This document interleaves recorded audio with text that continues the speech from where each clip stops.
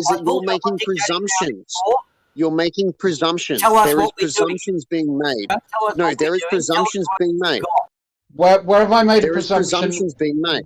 Where have I made a presumption in how I articulated that we can see earlier stories that come from older cultures that are incorporated into the Old Testament? No, because all I'm so where's my on presumption? is your I'm not disagreeing with you. What I'm saying is your use of the language, how you described it, I'm having a problem with. And if you evaluate, you've done a great service, like transcribing it. Like that's my issue, is that it's like, hang on, because we're being very dismissive, like, oh, Christians are stupid, the Bible is useless. Like, no, I never said that. In fact, I actually say, and I know.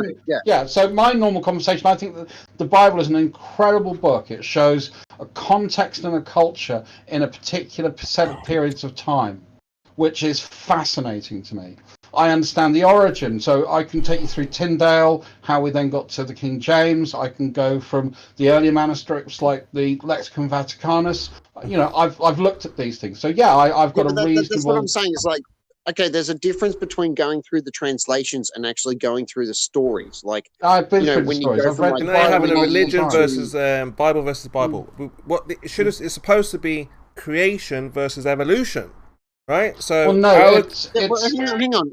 Our creation didn't create a globe. Let's talk about something subjective. Sorry. What about the Book of Job? Okay, this is very subjective. This is what I'm talking about. The Book of Job. What is the Book of Job about? He was very faithful to God, and he was a good man, and then he was cursed over and over, but he did not give up his faith. It's a fucked up story.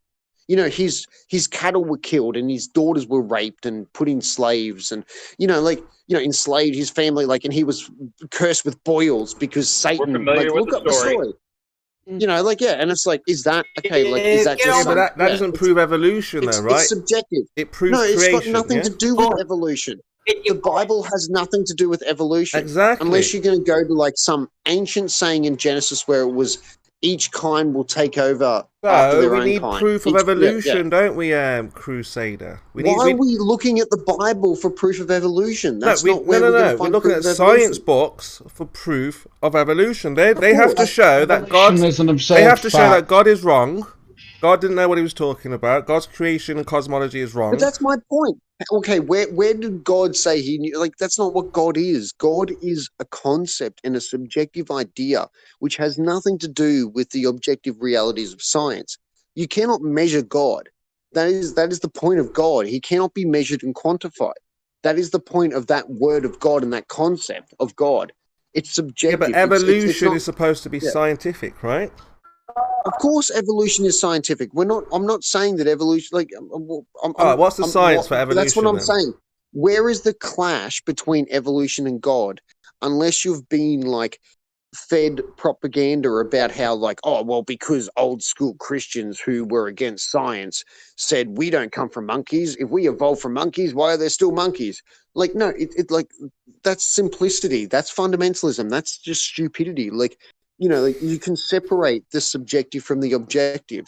Yes, evolution happens. Dude, I'm doing a science degree. I know about genetics. Genetic codes change. You have me. Okay, yes, that happens. But when it comes to what is God? What is good and bad? What is evil and what is righteous? What is sin? And what is these ideas that we have? And it's not it's got nothing to do with it's got nothing to do with evolution. These ideas Jesus dying for our sins has nothing to do with evolution. It has nothing to do with it. Get to your point. Yeah. Get to your point. That's my point. That's my point. Jesus died for our sins, and that has nothing to do with evolution. We got it. Get to your point. Fuck's sake. Now you're preaching. Old-fashioned dickhead. Testify. Crusader, do you feel like when you're talking, nobody is listening to you? Crusader, do you feel like when you're talking, nobody is listening to you? But Crusader, do you feel like when you're talking that nobody is listening to you? It's irrelevant. I'm saying that when you feel like you're talking, do you feel like nobody is listening? Kimo, we heard you. That was 4 times. That's enough. Crusader still didn't get it there, did it? Just make your point, mate. Just make your point. Just say it in one sentence, man. I know, but I'm just saying, do you feel like when you're talking, nobody is listening to what you're actually saying? Yeah, I know. Just say it, mate. What are you trying to say? Just say it, mate. Just one sentence. Just sum it up. So why do you say things more than... Testify. So why do you say things more than like two times? Well, sometimes it needs to be reinforced. You know, it's like when you're building a building. Why? You don't just put in one post. Why do you need to reinforce it? Because that's the basics of engineering. You know, you need to make sure the weight doesn't slip off, so they didn't put in 2 or 3 reinforcements in. So you do feel that people are not listening to you when you speak? It's irrelevant whether or not they listen, because I'm just trying to build a building here. But let's say I heard you the first time. Swear to God. But let's say I heard you the first time. What did I say the first time? If you heard me, okay, if you heard me, what did I say? Well, I'm saying let's say I heard you the first time. Okay, hypothetically, if I said something, would you remember what I said? Yeah, if you said it the first time, so if you ask me a question, and then I can respond. Okay, so what was I talking about with the engineering, and how many posts should I put in to make sure that I'm reinforced enough to hold up the weight? How many posts was there? But this is the point I'm trying to show you. The way you're saying it is not reinforced. You're doing the opposite. Because you're not allowing the response. It doesn't matter, man. What doesn't matter? Planting the mustard seed. But you just planted. You just said I want to reinforce it. Critiquing someone's ability to allow for responses. You're saying that you want to reinforce it, but you're losing that reinforcement. Hang on. Okay, I'll confess I'm doing a flubberbuster. All right? Yeah. I'm just filibustering. I'm sorry, man. This is a fault I have. I actually don't appreciate other people's input because I'm so arrogant and want to worship my own ego. I think I know everything, and that's why I dismiss and cut in and don't allow other people to speak. And I apologize. I know it's a fault of mine, and that's why. You just said that. I heard you. You said it's a fault of yours. You have an ego. I heard you the first time. Yeah. The fault. You apologizing. Hey. No, there was more complexity to that. Should I repeat what I said? Do you want to hear it a second time? No, but I got the point. I got the gist of what you were saying. The gist? Yeah, we're not like therapists who need to like... Yeah, we're not like sitting here like we need a detailed analysis with this terminology. Yeah, so we understand what you're trying to say. Yeah. All right. Let's talk about something else. Let's move on. All right, let's move on. Jesus died for your sins, and if you don't accept that, you're a slave to technology. Let's go on. Mark of the beast. What did you just say? Chip in your hand. You just apologise. Apologise for what you did, and now you're doing it again. The apology doesn't get you off the hook. An apology means, I'm sorry, I'm not going to do it again. Shut the fuck up. It means I'm not going to do it again. I'm true to myself, mate. So your apology. No, don't apologise, mate, because you can't change it. I didn't apologise. I was apologising. You are trying a religious doctrine that you were talking about before. Mate, I was just trying to apologise as a sign of respect, mate. I know I can't change my behaviour. I know I can't because I am who I am. I wasn't trying to change. I wasn't trying to apologise and change my behaviour. I was trying to apologise on behalf of my behaviour as an explanation for why I behave the way I do. Put up your apologising. That doesn't work, man. That doesn't work that way. Yes, you are an arrogant cunt who thinks you're thing. Mate, you are so far from... I don't know what you're trying to say here. Do you say that you apologise to manipulate people? Because I don't apologise to manipulate people. I apologise as a sign of regret to say to people, you know, if I apologise, it means I won't get short of their expectations. So you're going on about now. There you go. Repeating it. Yeah. See, here we go, mate. Yeah, I mean, I think this is the mate. You know what we need to do? Just meet up at the train station, mate. We'll just sort this out. Make sure you bring your lighter. You got any darts? Yeah. We'll meet up at the train station, mate. It's all good. Clontarf, okay. We'll go to Clontarf train station and punch on. Is that it? Yep. Is that the way we fix things? Brother. Yeah, I can get no. Can you? Let's meet. Let's go to Eagle Junction. That's halfway. I can jump on the fucking Caboose line. Yeah, we'll meet at Eagle Junction. I'll be there. Yeah. All right. I'm leaving now. I'll be there in 45 minutes. Oh, mate, I can't get there in 45 minutes, mate. I'm going to be like fucking hour 45. I've got to get to Strathpine Station. I've got to fucking jump on the board. I'll leave in an hour. You better get going. Go jump on the train now. Okay. All right, let's say 2 hours 20 minutes. 2 hours 20 minutes, mate. Let's go that. Okay, I'll be all right. We'll check out time. You got a lighter, right? That's better be live streamed, right? Fellas. Make sure you bring a lighter. I might not have a lighter when I get there. I want to have a dart before we punch on. real life. Yeah. Okay, that's cool. Yeah, sweet. Yeah. Just worried, mate. I ain't got a lighter. I'm just worried that I might get there and lose my lighter because I'll have some darts. I never lose me darts, but sometimes I lose a lighter. Misplace it, drop it, So I'm just worried I might get there and can't have a dart before I have a good old fucking punch on, mate. There's a problem with cunts these days, eh? Just, they can't just chill out. Just be mates. Just have a beer. There's nothing wrong with disagreeing. So what? You think the earth is flat, I think it's round. You think God isn't real and I think he's real. There's no reason to fucking hate each other. We'll just fucking throw a few fucking hooks and left, right, getting in there. No one's going to get a broken nose and knock a tooth out. Now. That's what's wrong with the world, mate. Remember back in the day, you could just have a friendly fucking punch on, get drunk with your mates. No one's going to hurt each other. No one fucking throws a punch too hard, You're not going to knock out a tooth or break a nose. You're just fucking wrestling. This is where they got you, mate. In Hollywood, they try to tell you that shit's gay. Getting your shirt off and wearing your underpants and wrestling with your mates on the ground is gay somehow. It's not, mate. It's Greek wrestling, mate. It's an Olympic sport. That's what pisses me off about fucking cunts, mate. They're really taking away, feminists. They're really taking away masculinity away from us. Trying to, they try to label it gay and shit just because you're in your fucking underpants and oiled up and wrestling with your mates. That's not fucking gay. That's Greek wrestling. That's an Olympic sport. That's been around for thousands of years. Oil wrestling with your mates? I don't know about that. I don't oil wrestle with my mates, man. Go on. Prove me wrong, mate. Prove me wrong. Is it gay? I mean, you just been fucking, subverted by whatever you want to call them, the feminists, the Jews, the fucking whatever, the fucking whoever. But really, man, there's nothing more masculine than getting ripped, getting down to your fucking. No, you don't need to wear underpants. You wear those tight lycra pants. Those little they're not quite shorts, but they're not quite undies. They're they're grundies. They're little fucking things. They've got a cup and everything. Get in there, mate, and fucking oil yourself up. And if you can subdue a man and wrestle him down, mate, that's masculinity. That's what being a man's all about. Look at the UFC. Everyone wants to go, oh no, but you've got to make up for, oh no, I don't want to wrestle with some cunt.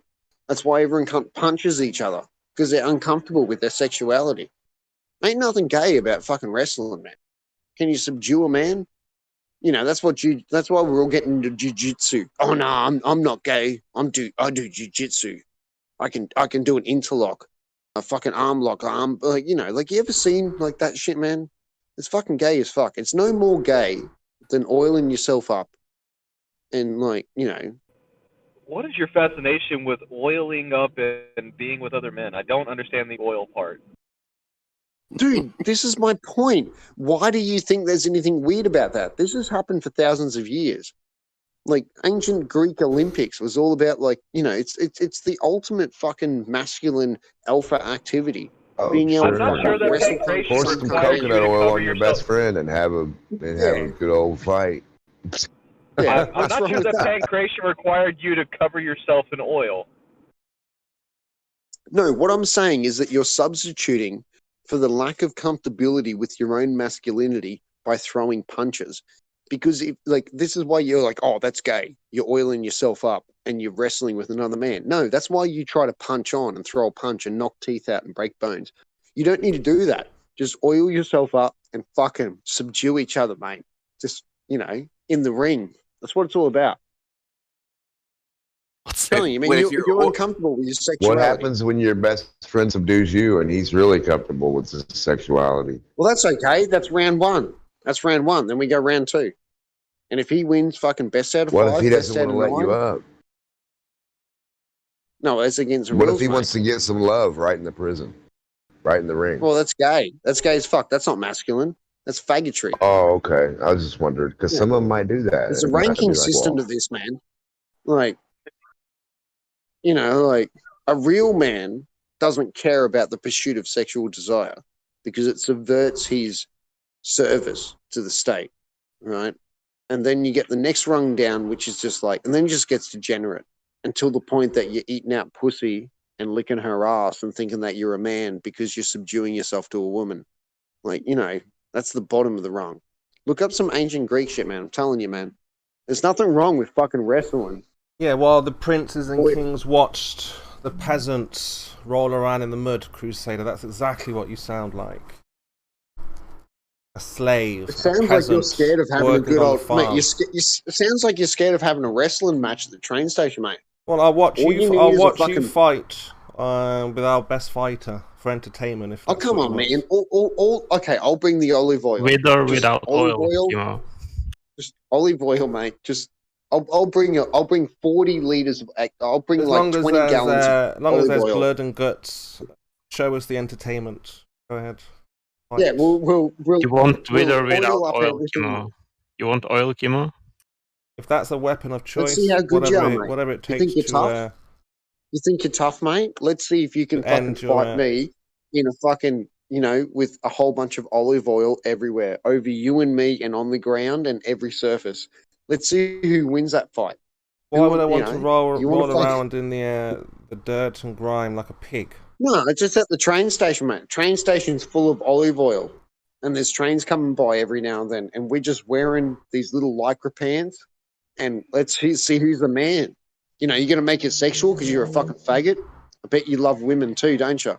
It just sounds very dirty, and it sounds very animalish. It's not dirty, mate. There's olive oil. The olive oil cleanses. It makes it clean. Like, you just scrub it off, mate. You just wipe it off. It's olive oil. It just wipes off, mate. I think it sounds a little gay. Squidgy. It's not gay. See, this is your problem. Why do you think it's gay? You've been subverted. Hold on. Let's go through your mentality has been... Isn't the oil a bit of a problem if you're going to be wrestling? No, because you're going to be flopping around like a bunch of fish. In ancient Greece, you want to encourage the use of olive oil because that grows your economy. That's the whole point. So if you grow lots of olives, you want to find a use for olive oil everywhere. And that's why you incorporate it into your wrestling. So in a land of businessmen, teachers, policemen, surveyors, you want people drenched in oil. We're not in the Greek. I can't tell if he's trying to live out some gay fantasy or what's going on here. We're in the modern world now. You just don't even know your history. Like, see how you've been. You don't even know the history. Pancration had kicks, holds, punches. Not really much in the way of rules, and they were naked. You don't know fuck all about what you're talking about. This sounds like something that you contemplate like daily. Right. All I'm trying to say is that why do what you're trying to say is you want to oil up and hold on to a man. That's fine. I'm not going to get on to you. No, I want a strong domestic. I just don't understand why you're saying industry. that this is the way the Greeks did it when the Greeks didn't do it remotely like you're saying. No, because I just want a strong domestic olive oil industry. You're trying to prove your manliness by winning or losing a fight. No, by wrestling in olive oil. Jesus, aren't you even listening? What will that prove to you? Will that validate you as a man? No, it's not about validating. This is my point. You put this false conception that this is what makes you a man. I'm asking you a question. Will it validate you? What's the reason behind it? Why do you feel like you need to fight and show your... Most people are not listening. This is becoming very difficult to listen to. We get your joke. You made your point. Learn to ease up.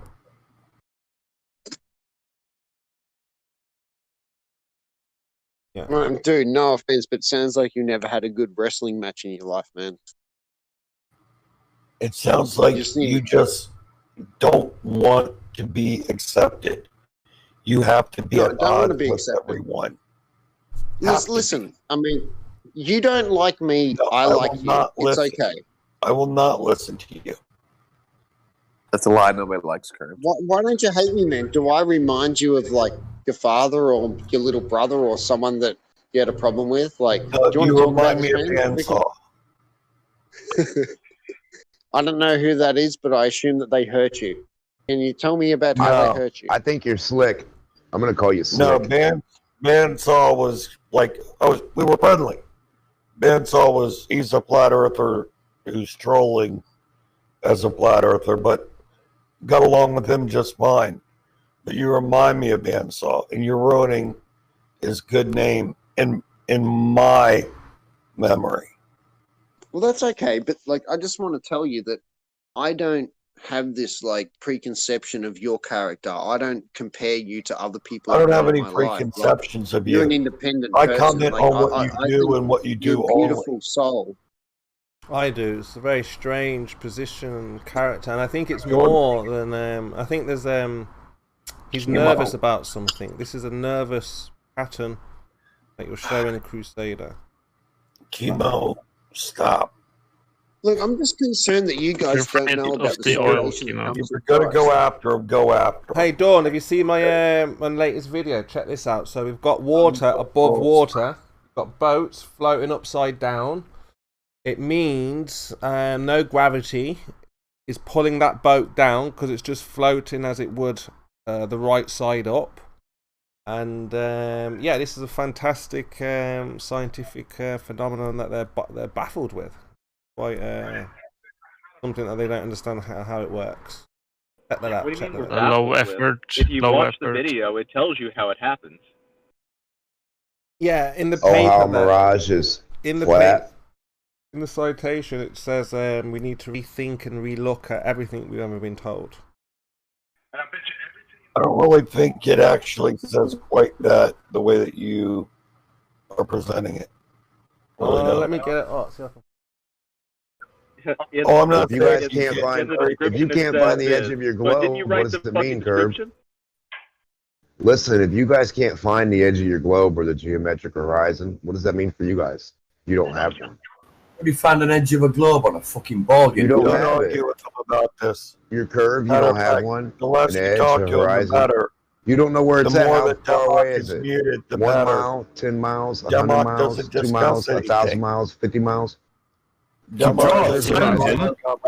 far is your geometric horizon? He definitely doesn't. Where quick. is your horizon? Tell me real quick. Denmark? Where's your Why is geometric it- horizon? Really, seriously. I need Where 10 is different numbers your- from all you guys. Hurry up, Why is go. there a horizon? Go, Where I is need your 50 different numbers. horizon, What's your Denmark? number? What's your guess? Give me a What's your number. guess? How do you know? What's your guess for your Like, you won't horizon? respond to me. You talking to him, you will get the Because I done asked all of you the same question, and now you're asking me questions? That's how retarded you guys are. Don't talk to Demok.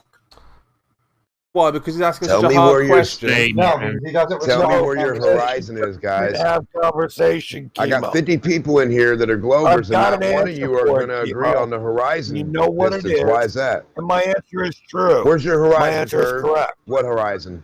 I Which say one? don't talk to Demok because Demok. Because you don't like truth. That's what Globers do. Denmark They'd is rather asking a lie very than good stick their head in question the dirt like about a your fucking physical ostrich. aware edge. of it, Chemo. It is kind of funny. And there's no reason to Don't fucking stick put up your head with in the it. dirt like an But ostrich. You you had liar, half a Kurt. fucking testicle, Is it the Chemo. way he Demok says it would or be the half a question fucking itself? Demok You would could be stick your head in the fucking ground muted. further. He's If asking you about had the half physical edge. You a need to be fucking muted. testicle, Chemo, If you had which half a you do brain not cell, have. Curb, and you never you will should have. mute yourself. Look, Mute yourself, Curve, if you had half a brain cell. Look, he's asking about the physical edge, which should be there if you're on a ball with the radius of 3959, where the ships... Find me an edge of a ball, Chemo. The edge is where it's relative. Let's think about it now. So when you see a ship go over the horizon, that's the edge for you, and that's where the boat starts to go down, down, down. So you can start to calculate. Chemo, find me an edge on a ball. Like I said, the edge is the horizon. Your radius, your horizon.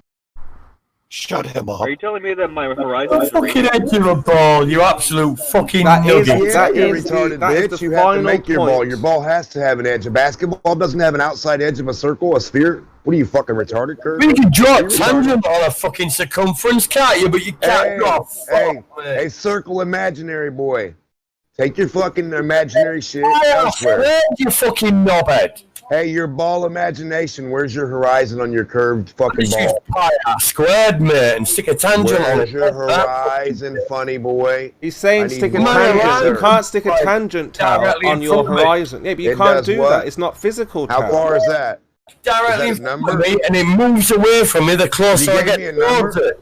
It No, moves. Tao. It can come closer the to you fuck? sometimes. It can move. It can moves. get closer. It's not in its physical location, Tao. That moves away from you the closer you get towards No, it. that's Think not about that it. doesn't on happen, Tao. vacation? That doesn't happen all the Does time. your horizon go on vacation? Oh, yeah, definitely. It's at least 2 weeks in front of you. Tao, you're just playing games. You know it's not physical, right? Well, the ball's fucking physical. We're stood on, so the horizon must move away from us as we go towards it. Otherwise, it wouldn't be a fucking ball, would it? That's imaginary. No, because Tao, sometimes the atmosphere... Walk round the ball and think about it. Not true, Tao. Come on, we need science and evidence to back up this claim. Science? The evidence is there right, we need right underneath you. Stood on it. Just give us a little third grade common sense, Tao. Come on, just third grade is all we need. That level, please. Chimo, have you noticed that What's third grade in England? We don't have grades like that. Chimo, have you noticed that Democ hasn't stopped talking since you've been talking? I think he's trying to get his question out, because no one is answering his question. It doesn't matter. He has not stopped talking once. Well, I got 70 ballers that can't answer one question. Isn't that funny? Because you don't shut up and let people talk. These are the best of the best and can't answer one question real fast. They are the best, these it should only take you guys 3 seconds. They're very good at Where's your horizon? Carry on. Tao, where's your horizon? Tao, stop shouting so loud, Tao. We can hear you, right? Yeah, show us your horizon. Over me then.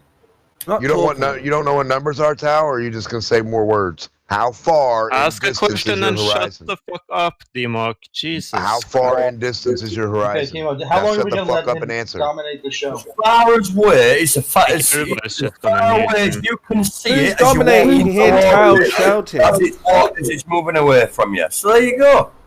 Alright, so Tao, word salad. Go on, Dan. What's the question? Let's get these ballers. How far is your horizon from your feet right now, Tao? Right, Tao. Question. Let's get that. I'll show you. I'm sure it's right up your ass somewhere. All right. Thank you very much. So that's Tao. where your globe is. Cool. Yeah, it's up my ass. Yeah. You see, Moyak, we tried. That's how Dem is treated. He's asked a very good question. Dem deserves to be treated. No, he asked a very good question, and Tao. Look what Tao did. You see, Tao wasn't even stopping. Instead of Tao answering honestly and seriously and say, "Okay, let me think about where this horizon should be," he's gone. It's up somewhere. You see? Yes, he said it's up somebody's ass because Democ doesn't deserve any conversation. It's not about what deserves, Moya. You don't deserve. He has not had, even when he's treated nicely by a new person, he starts trampling on them. So really, don't give me this bullshit. Well, the amount of stories you make up, Moyak, you know, I don't know why anyone deserves. Oh, so you're denying what I'm saying? No, I'm saying that. So you're not denying what I'm saying. So I'm saying there was no excuse. Story, which is an implication that it's a lie. You've just heard what's just happened. Tao, you, Curved, myself, Dem, we're all involved in a over-talking discussion, trying to sort out. Well, look, we need order, right? Yes. So. And we don't want to talk to Democ. No, and that's the point. It's not. We're not in school, Moyak. We don't want this. We don't want that. You know, you're not teasing and bullying and what's the word I'm looking for? Democ would be the bully. Excluding. You're trying to exclude others. Democ would be the bully, wouldn't he? No, he's asking a question. Everybody who tries to have a conversation, he steps all over them, doesn't he? No, he asks a question. Where is the physical horizon? We want an answer. And he needs to be quiet after he asks the question so people can respond. Fair enough, that's a good call. I agree with that. And you heard the answer that he got when he was quiet. Tao told him something not very nice. He wasn't quiet for 5 minutes. No, I didn't, because he asked me a question. I answered him quite clearly. And he asked me where the horizon was. So I said the horizon's in front of you, and it moves away from you the closer you get towards it because you're walking around a ball. So you tell me anything different to what I know, then I'll eat my hat. Right, that's the point. Well, I don't know if Den wants to address that. But yeah, that's simple. Go on, Den. Oh, it's you, Moya. And he calls that word salad. No, that's logic.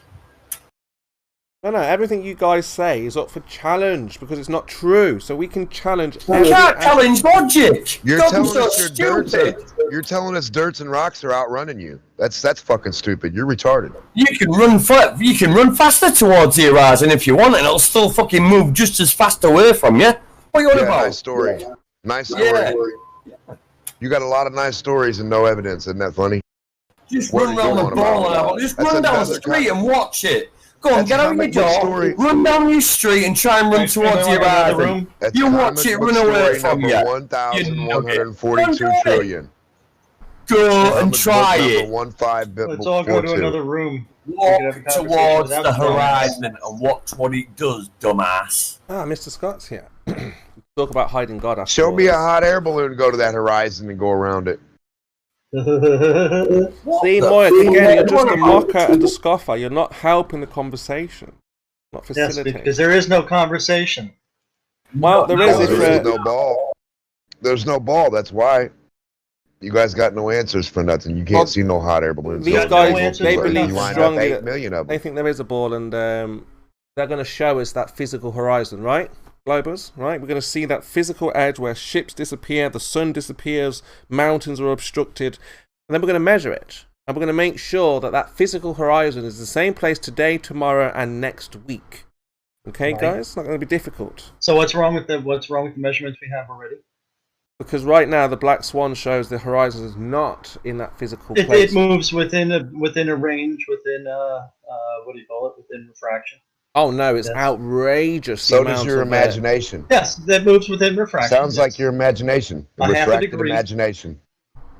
Half a degree of variation. He's right. It is an imagination because remember the horizon should be physical. Same place all the time. There's a physical horizon, but you can't see it without the mirror. Do you know, over the years, you remember like years ago with the Isle of Man, we were told the lighthouse has been refracted over the physical edge. So for years, we didn't use the black swan. You got away with having a physical edge until now. Now you're saying it's not physical. You're saying it's apparent. No. Not even. Change the story. I don't say that per se. When you look in, I've asked you this before, I don't think I ever got an answer from you. When you look in a mirror and you see yourself directly opposed from yourself, are you really where you think you are? That's a red herring. That's a red herring, or no, actually, you physically. That's a fallacy of some kind. I'm not talking about that. Is it? Yeah, well, some kind of fallacy. It's a refraction. One of the flatties will know what kind of fallacy that is, but I can just call out fallacy because I'm not talking about mirrors, Moyak. Are you a physical thing? We're not talking about any of those things. What we're talking about right now, because that's what I just brought up. And that is called a red fallacy thing. No, it's not a red fallacy. It's an actual example of a reflection. The mirror fallacy. Changing that's the right. position of something, but that physical thing still. No, what's the right one? And you can also tell from that mirror, based upon its properties, where that real object is. So when you look in your spherical water, do you get a funhouse image or what? I will not talk to you. Good point, Dem. You see, we don't see funhouses. You want to address something that Demok said? That's fine. So I have good questions that are too hard for your skilled group of 100 people. Your 100 people are so skilled and smart and lobers, they should know all the answers. And you really expect me to answer some retarded fuck case like you? I don't expect you to answer anything for Imaginary Globe. I expect you to be a flat earther like you should be. Yeah, you got a flat head. That's your problem. You're saying that it's probably a fallacy, but you haven't proven that it's a fallacy. Yeah, I can't think of which fallacy. Well, all your 1,000 billion years of science hasn't proven shit yet. So what have you got? You got no ball you can't produce. You got nothing you can produce in a lab setting. And you got a lot of cartoons and a lot of hot-ass air. Okay, hot air. So you see what Moyak just did? Over-taught Demok. I'm not talking to them. I'm talking to Demok while he was talking. Because Moyak doesn't have an answer for his hot air globe. Come on, Moyak. We want answers. We're in this together, me and Dan. All of us. All the flat earthers are pushing together, trying to find answers. I want to see this globe, Moyak, please. Pretty please. I want to see what a globe looks like. I want to see a perfect globe. Where's Mr. Scott? Mr. Scott, can you answer some of these questions? Let's get Mr. Scott. He's probably one of the brainiest people here. One of the smartest people here, Dem. And if anyone's got an answer, it's going to be Mr. Scott. Sure. Scott, ask him about the mirror. Are you here, Mr. Scott? Oh, he's probably... Oh, is he here? Something wrong with your mic, Mr. Scott. You need to fix it. You're not coming through. Okay, so back to my question about the mirror. You're saying you think it's a fallacy, but you have no evidence that it's a fallacy, and you're just saying it. I'm just trying to show you that there is a physical object. You know that physical object exists, but it's not where it should be. Now, we have to find out the properties of that mirror, its position, its angle, and all that stuff in order to determine where the physical object is. Then what is he talking about? What is he talking about? What is he talking about? Demok, I will not talk. I don't know what you're... I want to see if Dem can make sense of what you're saying. Because I can't make sense of what you're saying. Well, he says the physical horizon is moving, but then he's saying it's physical and it's there. Like, So if I have a mailbox and I say my mailbox is at the horizon, we can see it from where I'm at. I don't need to keep moving and keep saying other shit. I need to say, well, so many miles away, 3 miles away, mailbox. Go test it yourself, Demont. I mean, it's pretty simple. What are you trying to say, Mike? The box is moving. You're talking about it's 3 miles away. We got like a, like it's a mobile home or something. Like we got a mobile home horizon. What are you talking about, Moyx? We've got the piers, the platforms at 10 miles. They don't move. 6 miles, they don't move. If I tilt that mirror that you're looking into, will it move your position? Will it make you appear to be somewhere else? It won't change the distance, the measurement, though. If you put an address next to his head in the back of the mirror, he's still going to be standing next to that address. Over a wall that I can't see behind, but put the address where he's at.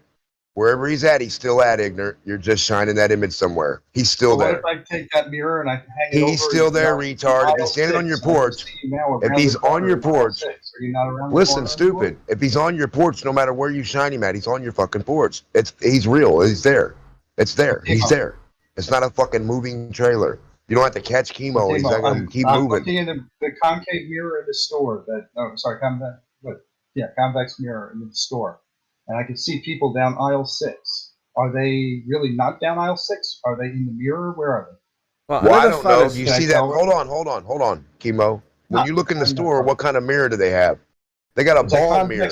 Moron. I just said they got a ball mirror, right? And what's that look like? Does that look straight to you? Does that look like Earth? Does that look like reality in your funhouse ball mirror? Don't think so, motherfucker. So, get a brain. Get a brain better than a 3-year-old. You're in a funhouse fucking line. You think water is going to put a funhouse mirror image to you, right? Like the store. So when you see lakes and water and all that, you think it's distorted like a spherical ball on top, and you're going to get a ball image reflection back. Well, tell me something. I want to know what you know. I need to know your brilliance about the flat waters putting off a round image. I posted a image, D-Mark, in the debate chat box. Did you show rounded water on a lake putting off a round image? I posted the image. Well, I'm going to ask you what your image is because I want to know if it even is relevant to what we're talking about. And I only posted one image now. Okay, I don't care what your name is. I want to know if your image is relevant. It's relevant. I posted the image. Talk about it. Fuck posting it. I want to talk about it. Image. All right, look at the image. It's really what you want. He won't even address the guy's fucking question. This is bullshit. He didn't have a question. He's never gave me an answer. He doesn't know what he's talking about. I don't want him to tell me about shit I'm not asking about like you guys do all day. And then I'm going to ask you a question. Also here, Moyok. I want to see the funhouse image of water. Has he got that image? Out of here. Have a good day, people. I want to see your spherical ball funhouse image of lakes. I'm going to ask you a question. In the image I posted, is the straw at point A or point B? Well, obviously it's at point A, right? Okay. Obviously, we can just see that the straw looks bigger, magnified, refracted at point B. Obviously. Mm-hmm. What's the illusion? What's the trick? It's not trick. It's refraction. So obviously the straw is in line with A, yeah? Mm-hmm. Obviously, the real straw. Obviously. That's because we understand how the atmosphere works, right? And magnification and lensing and turbidity, suspended matter. And that's what we say to you that Hey, Funk, I got a question. When you grab that straw, does it start moving? It doesn't, does it? It stays there, right? If you touch it, it's gonna... No. Listen to what I'm saying. If you reach your hand forward to grab the straw doesn't take off from you, does it? No, right? If I touch the straw, fucking horizon. Thank you. It's gonna move. That's not what I asked you. I think you're retarded. If you take your hand and move your hand towards the glass, retard, listen to my fucking question. Yeah, move my hand. If I move my hand, is the glass taking... What was the point of the question? Thank you. If I move, I understood what he asked now. If I move my hand, my eyes are still at the same place.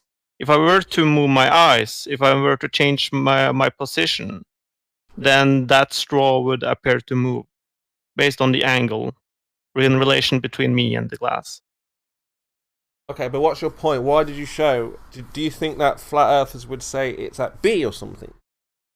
No, I'm just asking you, where do you think it is? Where is the actual straw?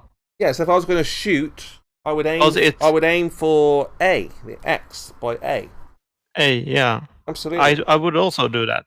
Yeah, but so if you're looking, but you see the straw at B, but you know this straw is real. Yeah. It's not fake. It's not something that is not real, but it appears to be at B.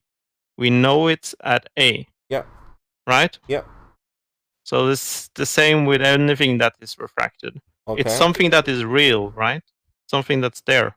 Yeah. But it appears to be somewhere else. So your point is it's still real. Yeah. So you're trying to connect this to the horizon, yeah? Everything that is refracted. It can be the horizon. It can be the buildings. It can be the sea. It can be mountains. Yeah. Okay, but again, are you connecting this to the black swan argument? I'm connecting it to anything that is refracted.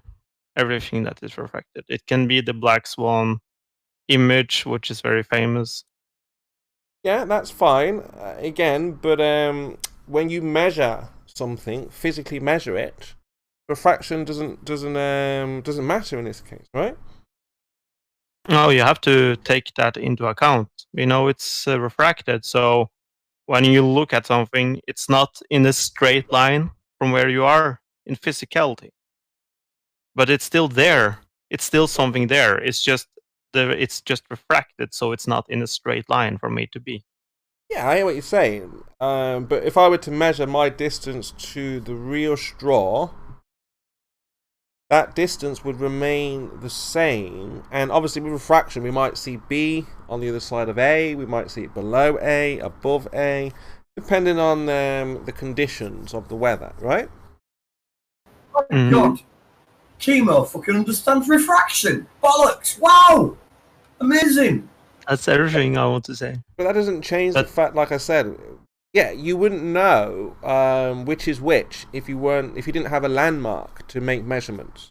So if you looked at the horizon, I'm not going to disagree. It's going to be hard to figure out what's real, but we know what's causing refraction, and we know what is. We can do that in a lab. We can create conditions to create refraction. We know what's going on. I don't bloody move a millimeter. The fucking light bends it. Yeah, but this kind of refraction doesn't happen locally. It doesn't happen right in front of your face. No, it's happening gradually between you and the object. No.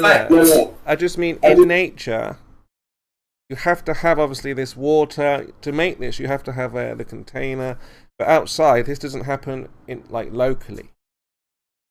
You won't see this kind of refraction. Are you saying refraction doesn't happen in real outside? Yeah, but it happens in nature. But I didn't say that. I'm saying it doesn't happen low. So you won't see that kind of refraction unless you have, like I say, water close up, dense, like what you've got here. But atmospheric refraction, you wouldn't get this kind of refraction close up. This is different refraction. It's how should you say it? A very abrupt refraction. It's two different indexes right next to each other, but in the atmosphere you have a more gradual index change.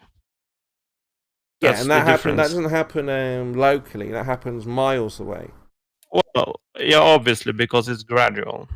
As I said, it's something, the index is going to change gradually, so your refraction is going to change gradually.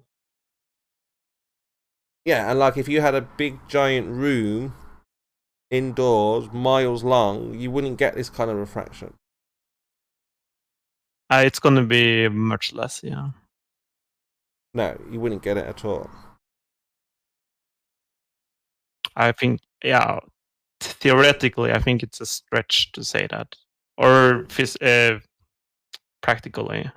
Yeah, so I mean, again, this is another red herring. You're just derailing from the original point. What was the original point? That if the Earth is a spherical object with a radius, then the horizon, the physical horizon, must be no more than 1.25 times observer in feet, which is not that far away from you. So you'd be able to see that locally Yeah, but the refraction is the horizon is a set amount of distance from where you are looking. So you're looking through the atmosphere, which is refracting. Can't get past that. Again, the horizon means there would be a drop of the Earth beyond that horizon point, and that's why you don't have a physical horizon. You have the apparent. It just looks like it because of the atmosphere. Oh, it's yeah, it's a distance away where the edge of something meets the sky in the background. Yeah. And in this case, it's a sphere. It's a spherical edge which meets the sky. That would be a real horizon, a true horizon, fixed horizon. Well, it's real in it's real. You live on a sphere, so it's real. Yeah, that's if the Earth But were only that would be real. The light, but the light is moving in a straight path. That's the only difference. It's still real. Can I inject a little question here? Yeah, sure. Kimo, is the surface of water an object?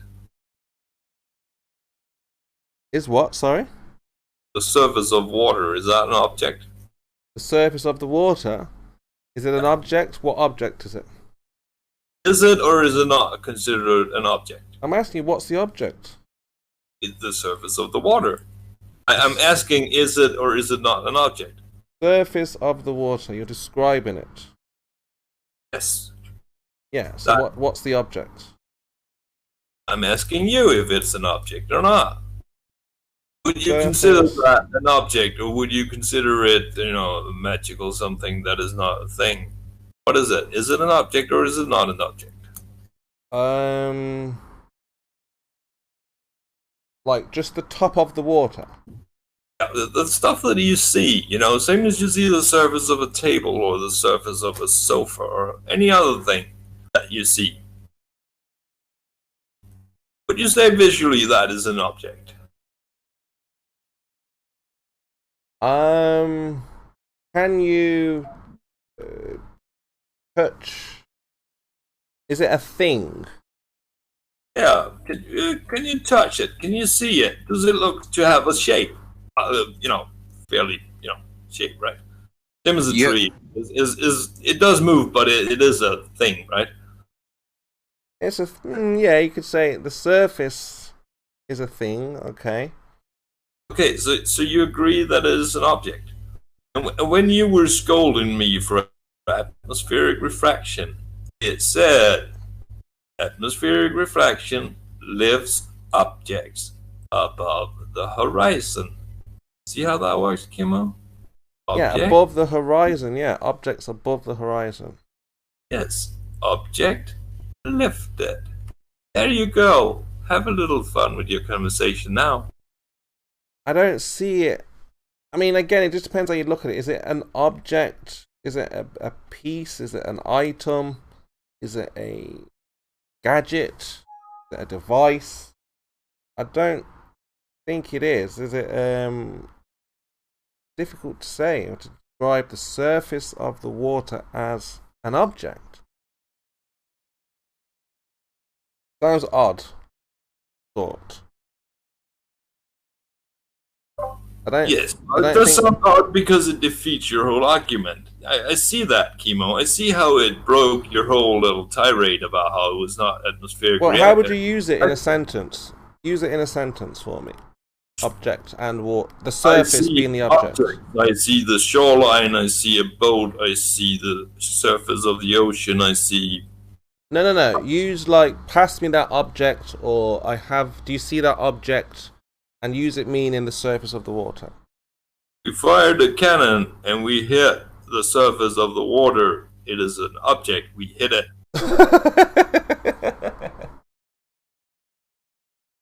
Does that work? I don't know. Maybe it does, maybe it doesn't. There's only one way to find out. Well, would you agree that Kimo, would you agree that when we say atmospheric refraction lifts objects above the horizon, That would be the image of the object, right? It's not the physical object that's lifted, right? Do you see that object? What object? You read me the definition. No, Kimon. You read me the definition of atmospheric refraction as lifting. No, I'm trying to think how we would say.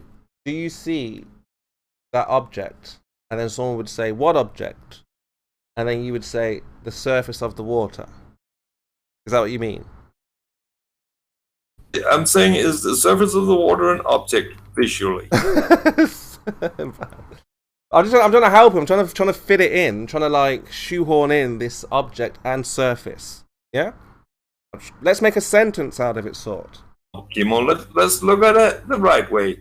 If you're saying that atmospheric refraction lifts objects above the horizon, right. That is, it's not the physical object that's lifted above the horizon, right? You're not saying that atmospheric refractions make boats fly in the air, right? No, but I want you to use the word object, meaning surface of. Before, how can we? If we're not using the right correct sentences and grammar, how can we know what we're talking about? So, can you show me how you use object? Grammar, really? Are you going there? No, I'm serious. Show me how we can put object into a sentence and mean the surface of the water. How can I use that? How can I form a sentence like that? But when you read me that definition, it says it lifts objects above the horizon, and you would of course realize that the refraction does not lift the physical object, right? You've never been flown around somewhere by refraction, now have you? So that would be the visual image of the object that is lifted above the horizon. And since a visual image of the surface of the water is available, that is an object that can be refracted. Mm-hmm. Right. What is that object? So you're saying the surface of water is an object? It's a visual object. Eh? It is a visual object. You can see it. That's what I'm saying. So you're saying when we say look at that object, you're talking about the surface of the water. Look at any object, anything you can see. Yeah, so if we're standing at the beach, if you're at the beach, and I'm standing with you, and I say, look, we can see beyond the horizon, look at that object, you're going to think I mean the surface of the water. I'm going to think you mean anything that you can see. And if you can see something, it does have an image, and if it has an image, that image can be lifted. So, just lifting the image of the surface of the water. Just lift the image of the surface of the water. Yes. That is what it does. I don't know what you're saying. He's saying that the object lifted the surface of the image of the water. Yes, the image is lifted. Yeah. That is literally what atmospheric refraction does. Lifts images. I don't mind admitting the surface of the water is part of the object we call the ocean. Yeah, so when you're at the beach, you're like, look at that object. And you just look at the water. You don't really say that, do you? All the time. Going on with the little grammar thing. I think that's one of the most common phrases I think we use, right? You're just going on with the grammar part of it, but you're not seeing how you're essentially telling me that when you told me the other day that I was lying about atmospheric refraction, now you're essentially telling me I'm absolutely right. You're absolutely right. The object is the surface of the water. You escaped that by going to your little grammar speech there, and that is all. You've got me. You've got me. I can't trump that. You said you look out at the ocean. You say look at that object, and we just look at the water. Yep. Yeah. Now your black swan is dead, Kimon. That was absolutely busted. Well done. So, is everything that we see refracted? Quite likely, yes, to some extent. That makes it hard to measure stuff. Oh, yeah, it does pose a challenge. Okay. Refraction is defined as you. You're pretty sure about all the astronomical distances to the planets and the stars and the sun. Go on, really? Are you going there? They're all definite numbers, but refractions everywhere, and it's hard to measure stuff. First place, we don't have to be on Earth to look at those distances. And for the second place, we have like telescopes and shit in orbit. Double talk. And for the second place, when you look up, directly up, you're looking directly at layers. You familiar with the term shooting fish in a barrel? Yes, you are. Yeah. You know that is not as easy as you'd think. If you shoot those things from the side, they're going to be offset from where they really are. You're not going to hit them if you shoot at the image of them, meaning that is refraction, looking at it from the side. If you go on top of that damn barrel and look down at it, shoot those fish, you'll hit them. Did you know that? That is because we understand refraction and we know how it works. I think that's saying at angles to shooting layers. A fish in a barrel is anything to do with refraction. Usually, you've co-opted it. No, I have not. I have explained something using an analogy that you're familiar with. So, what are you saying? That you're agreeing the horizon's just apparent? Basically, of course, yeah, it's a physical place, but is where that is at the moment is apparent. Yes. All right, we agree. I think then.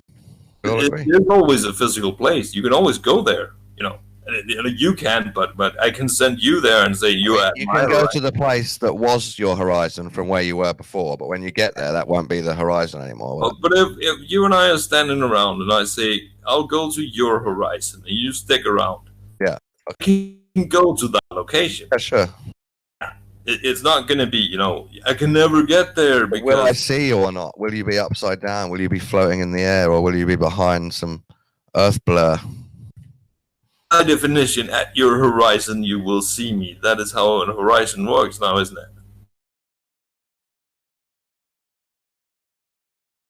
The last surface that you see. If I go there, I will be standing on that last surface that you see. So by definition, you will see me. No, because you've just admitted and said it's all refracted. So sometimes we'll see stuff, sometimes we won't. No, that is not correct. I said it would move by refraction. Yeah, exactly. If you were standing on the horizon, you'd move. It would always be a physical place, no matter where it moved. Yeah, sure. Yeah, we agree. So if it's always a physical place, then yes, if you have a radio or telephone and you tell me you're at my horizon now, yes, that is the case now. And then the sun comes up or whatever, and you say the horizon's moved further away, then I go there, and I will still be at that physical place. And well, when it comes closer, it'll call me up and say, get closer to get on the horizon. I will be on that location where it is then, but it is still going to be a location at all times, right? Depending on refraction, you'll become more black and less black, like more Swanish and less Swanish. Yeah, well, you could say that, I suppose.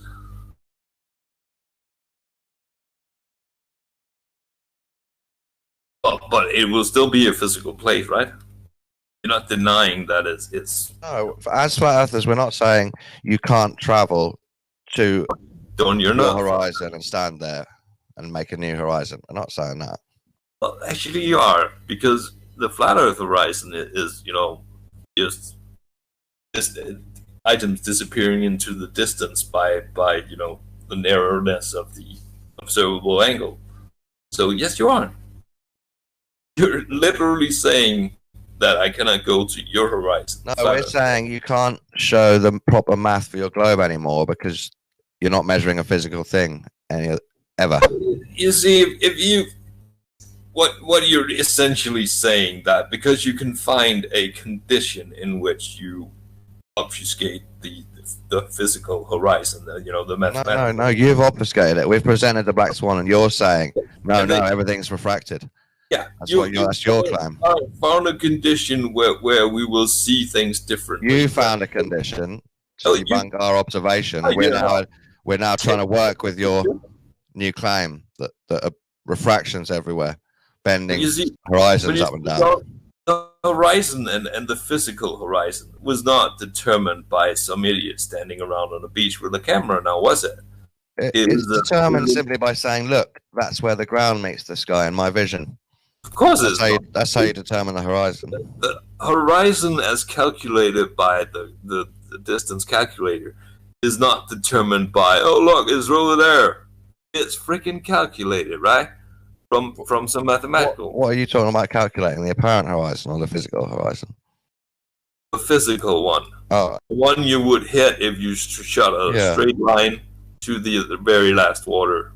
It's hard to measure that now because you've had to admit that the horizons we see are all apparent. You can get an obfuscation of where it's at if you're at sea level looking at it. But you see, if you go up a mountain, let's say a couple of kilometers, and you measure the angle from horizontal to the horizon, you will get a more consistent number. If you go even higher, it gets even more consistent. Maybe, yeah. Did you know that? You'll have to do it, won't you? And we'll see. I think one of the problem is, it doesn't sound like you actually believe any of what you're saying. You know, everything that we say and do, we can verify, we can back up, we have demonstrations, we go out there, we do the business. Strawmanning, Jesus. But when I globe up, they sound like, well, I kind of believe it. I'm not sure if it's true, but if, you know, it's just, you don't seem like you really believe what you're saying, sort. You never verified anything, and most your beliefs are, starting from your belief in gods. Well, you cannot know if there is a God. It is simply divine knowledge to know if there is a God. So you knowing that is simply just a claim you pulled out of your ass. Right, so talk about God and not talk about what you can. From there, we go on with all the other shit that you have never verified. Because flat earthers do not verify anything. You go on what? Just sitting down every day saying the same thing while we produce and show evidence?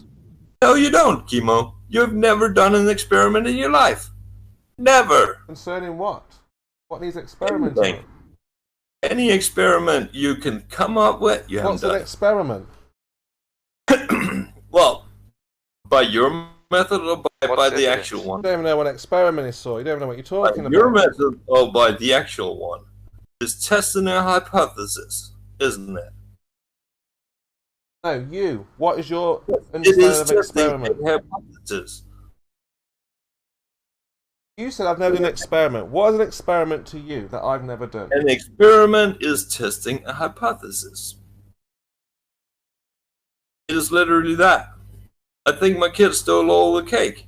I went and tested it. Testing what hypothesis? Whatever hypothesis you come up with. That's not my problem. What, like God? You could try and test that, see how that works. But you can never know, because you're going to devise a test that proves that. Yeah, but if it's my rules, it's my test. Yes, but it's never going to give you a conclusive answer. But how do you know that? If I think my kids steal all the cake what's your testing? And I put in, blue dye, so they have blue tongues when I check. And I then, have it standing around and they eat it. And I check and I have blue tongues. I have reasonable, evidence that they're eating the freaking cake, right? Let's try that with God and see how that pans out. But what experiment? God makes the cake, mate. He doesn't eat it. But what experiment then have you done then to show that the Earth is a globe? What experiment I have done to determine that the Earth is a globe? Yeah.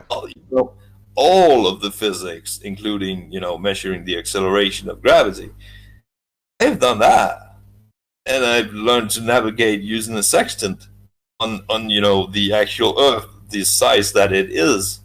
So by definition, because I can navigate it using the map that implies it is a globe, it has to be. You do understand that.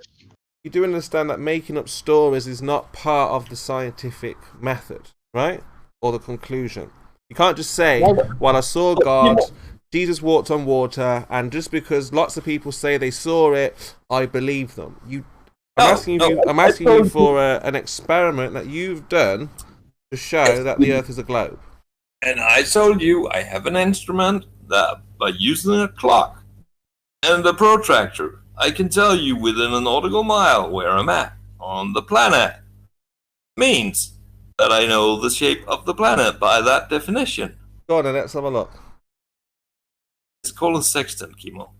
Let's have a look how you did it to show it was a globe. That is one thing I did.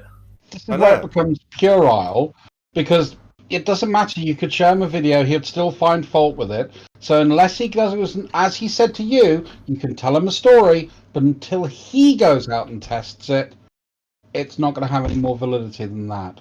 Now, I accept your word, Sort, because I've used the sextant. I've had a similar experience.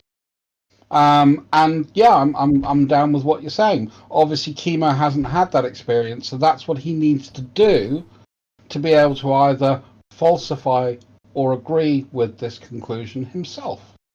So go on, Chemo. Let's see you do it. So there are no experiments that you have show that the Earth is a globe. Well, we have experiments. I can show you an experiment right now that shows. You cannot show me one experiment that shows anything, Chemo. Yeah, I can show you an experiment that shows. No, not an experiment someone else has done. An experiment you've done. I can show you experiments where objects do not fall at the same rate. That you've done. I can show you experiments where mass does not attract mass. No, you cannot. So we have experiments to support our position. No, you when do we not. ask you about your position, show me just an experiment, and I will be amazed. And you don't even have to have done it yourself. Go on, show me an experiment that shows mass not attracting mass. Okay. Yeah, go for it. Yeah, let me get out. Because that's your criteria, Chemo. We don't want a story from somebody else. We want your story. We will even accept somebody's story. Just show me. No. Hold him to the same criteria of evidence that he holds you to. Well, he cannot even provide it from somebody, let alone himself. I'll show you right now. Hold on. It doesn't show what he says it's going to show. Anyone want to bet against me?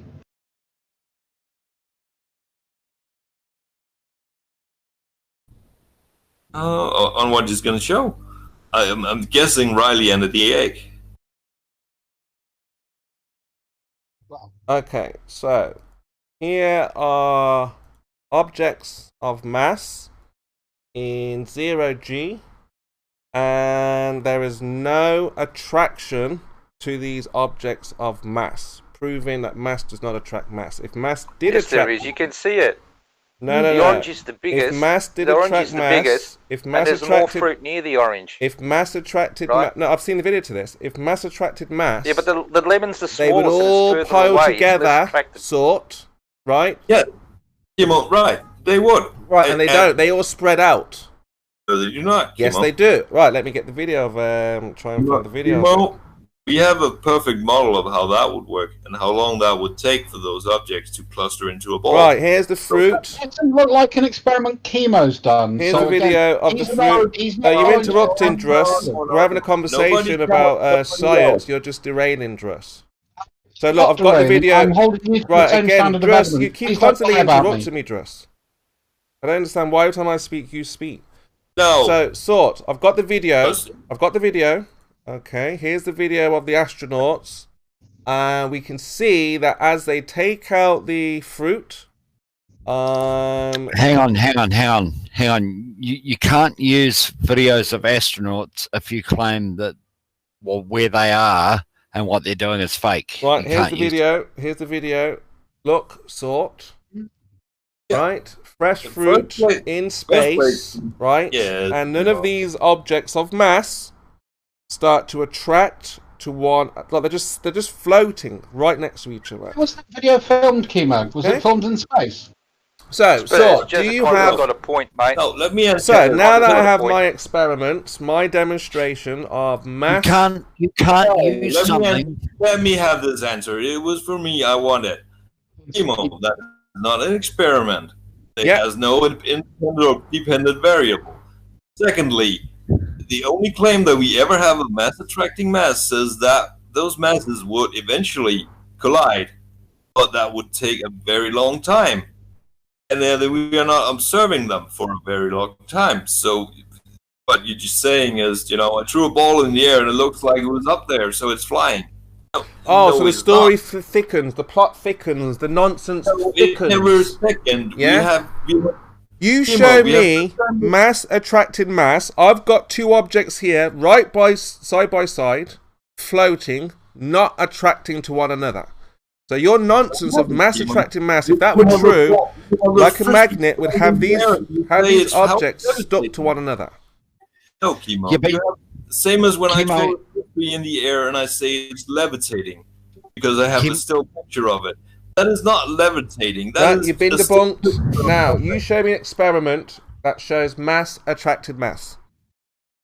So the problem we've got here is there's some good news. There's some good news. Chemo now accepts that the ISS is real and that space is up there, and we have. He absolutely does. So can you show? That to me is a bit of an issue. So can you show mass attracted mass of two objects? I've just shown you 2 objects, 3 objects, 4 objects. So you agree that the ISS is real? We can get to that in a minute. We can get to that in a minute. First, I want No, we don't have to get to agree it in a minute. You we can. Yeah, we can. I want Sort. This is a problem with you guys. Sort needs to concede right now that the objects of mass do not attract to one another. Look at that, just flying past each other, not being attracted at all. Okay. Yeah, Sort agrees. Now let's move on. Experiment. Look at this. Look at it. Just floating right next to each other. Let me get that shot up once again. And I will answer you in detail. There's an issue with my conviction and answering you this and I have to ask somebody because I cannot spell that Chilean mountain. Go to 15 seconds, 16 seconds, and concede. Go. Shut up, Kimo. I cannot spell that Chilean mountain thingy that I want to show you that shows mass attracting mass under controlled conditions. You see, the problem with your experiment is that it does not show us. You ball earthers, right? You never know what I'm going to pull out the bag, right? You're all thinking, what's he going to do? What's he going to show? Is it going to be this? Oh, I know what he's going to do. You never thought for one moment, right, that we'd have actual mass suspended in the atmosphere, in the air, and if it were true, they should be stuck to one another, pulled to one another. Hang on. Now you brought out that comment, you ball earthers. I now have the legal right to ask you. I bet you $1.5 million you don't go out in the public because you might get punched a lot.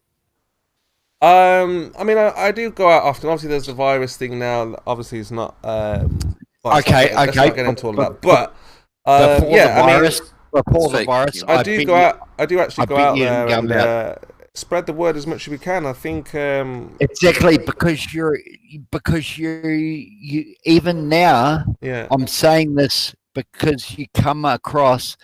And someone, please block me if I'm being inappropriate, but you come across as a narcissistic, ignorant asshole. Forgive me. I do try to be humble about this discovery that we have. Yeah. I'm not trying to be boastful. The fact that we figured out that you guys are all wrong, science is wrong, maths is wrong, your measurements are wrong. So yeah, I'm trying to stay very humble about this. It's very difficult. Okay. Right? Okay. Can I just address what you just said? Yes. Is that the reason I said that is that you come across as a narcissistic asshole is because you just said, I'm wrong. You think that even let's take it down a notch. You think that 6 billion people in the world are wrong and you're right. Hey, that's what makes you what I just stated. But listen up, I agree with you. I mean, I talk to the Flat Earth family constantly about this. I say to Nathan, like, can you believe we've discovered all this? No, just an example. Just an example. Yeah, just as an example. Or going 24/7, I'll be like, we've discovered something that millions and billions are not aware of. Like, how are we supposed to make logic? And to them, it's just like, well, yeah, we've just figured it out. But to me, it's still like, whoa, all these people are so blind. They can't figure it out, and we figured it out for some reason. How? Like, so yeah, for me, it blows my mind. I get what you're talking about, yeah, for sure. But that's what I'm saying is exactly what I just said. I get it. I get it. You actually you actually think that you know more than 6.5 billion people in the world. It's a horrible thought to harbour, right? Because if that's right, if we're true, if this is true, and then how? To me, this is like, whoa! How have all these people missed this? So you've got to hope that we're not right, which we are. You've got to fight tooth and nail that. Yeah. Hang on. I just gave you that you have 6.5 billion people that you think are right, and you just said that you have 1.6 billion people that you think are right. No. I'm saying 5.5 billion people. No. Whatever the number is, look, I get it. Billions. Hang on. That number that you just said. It was just a random number, really. Crazy. Just a random number. That's what makes you crazy. I get it. I'm completely aware of what I'm saying, the situation I'm in, what's going on. It's nuts. I get it. This is why I keep saying to the flat earthers, do we recognize what we're in right now? I'm aware of that, right? So that's why sometimes you'll hear the bizarre, you'll hear different points of view and explanations, and because again, when you know where you're at, you don't have anything to worry about. So I don't have to worry about saying something outrageously rageous because we know it's flat. All of that will be, put to one side, and you'll focus on what we understood. It's definitely not flat. You guys had 5 years to prove that, but carry on. Well, that's the thing. You want to hope that we're not right, because you're definitely not right. You've had 5 years to prove it, so carry on. No, I don't think we have. I don't think we need to prove it like that. I think all we need to do is show it's not a ball, and if you've got a braid on you, you'll figure out it's flat yourself.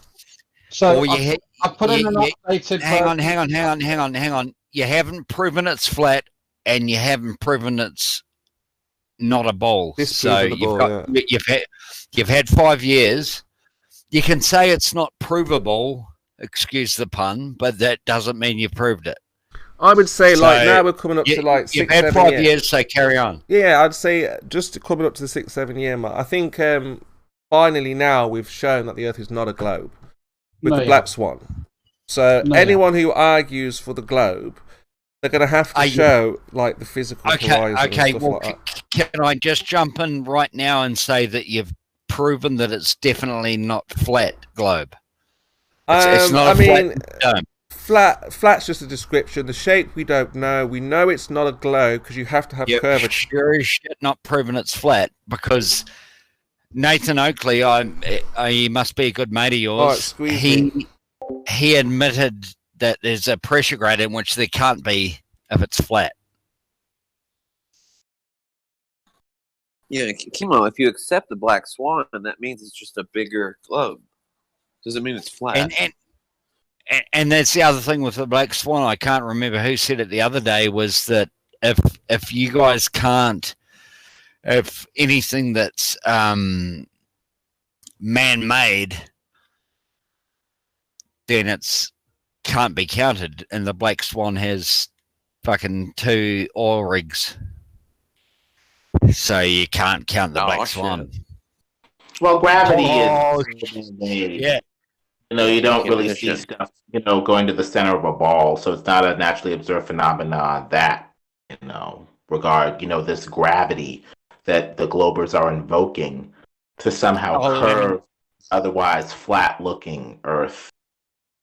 Lemon Bird, I know your voice. I'm sorry, that might be a little bit weird.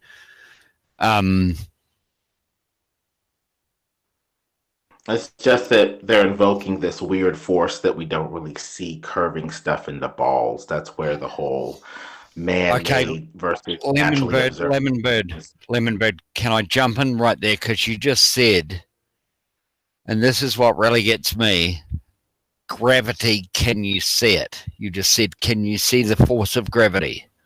Can you see the force of gravity curving stuff in the balls in your everyday life? No.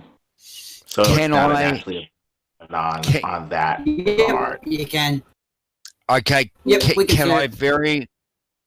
Yeah, we can. But Lemon Bird, can I very cautiously come in here and say, why the fuck in the world would you would you think you would see any type of force? Because it's supposed to be a naturally observed phenomenon, right? For the purposes of your gravity Cavendish experiment, you're supposed to see stuff curve into balls and, pull into this ball shape. They added all these bells and whistles to something falling toward the ground, despite the fact that we also naturally observe stuff, rise up. And we don't see stuff actually fall toward the center of the Earth's mass. The rest of the bells and whistles are added on that aren't really observed, so it's not really natural. Hey, 50, what's this? Mass attracted mass?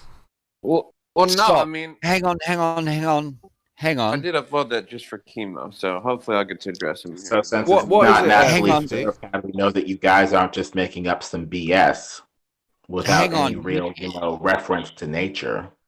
Hang on, you just said naturally. Look, you're just incredulous right now. Hang on. You just said naturally attracting mass. How the fuck? I'm going to assume that you have no way to tell whether it's BS or not. So no naturally observed phenomenon. No. Do you?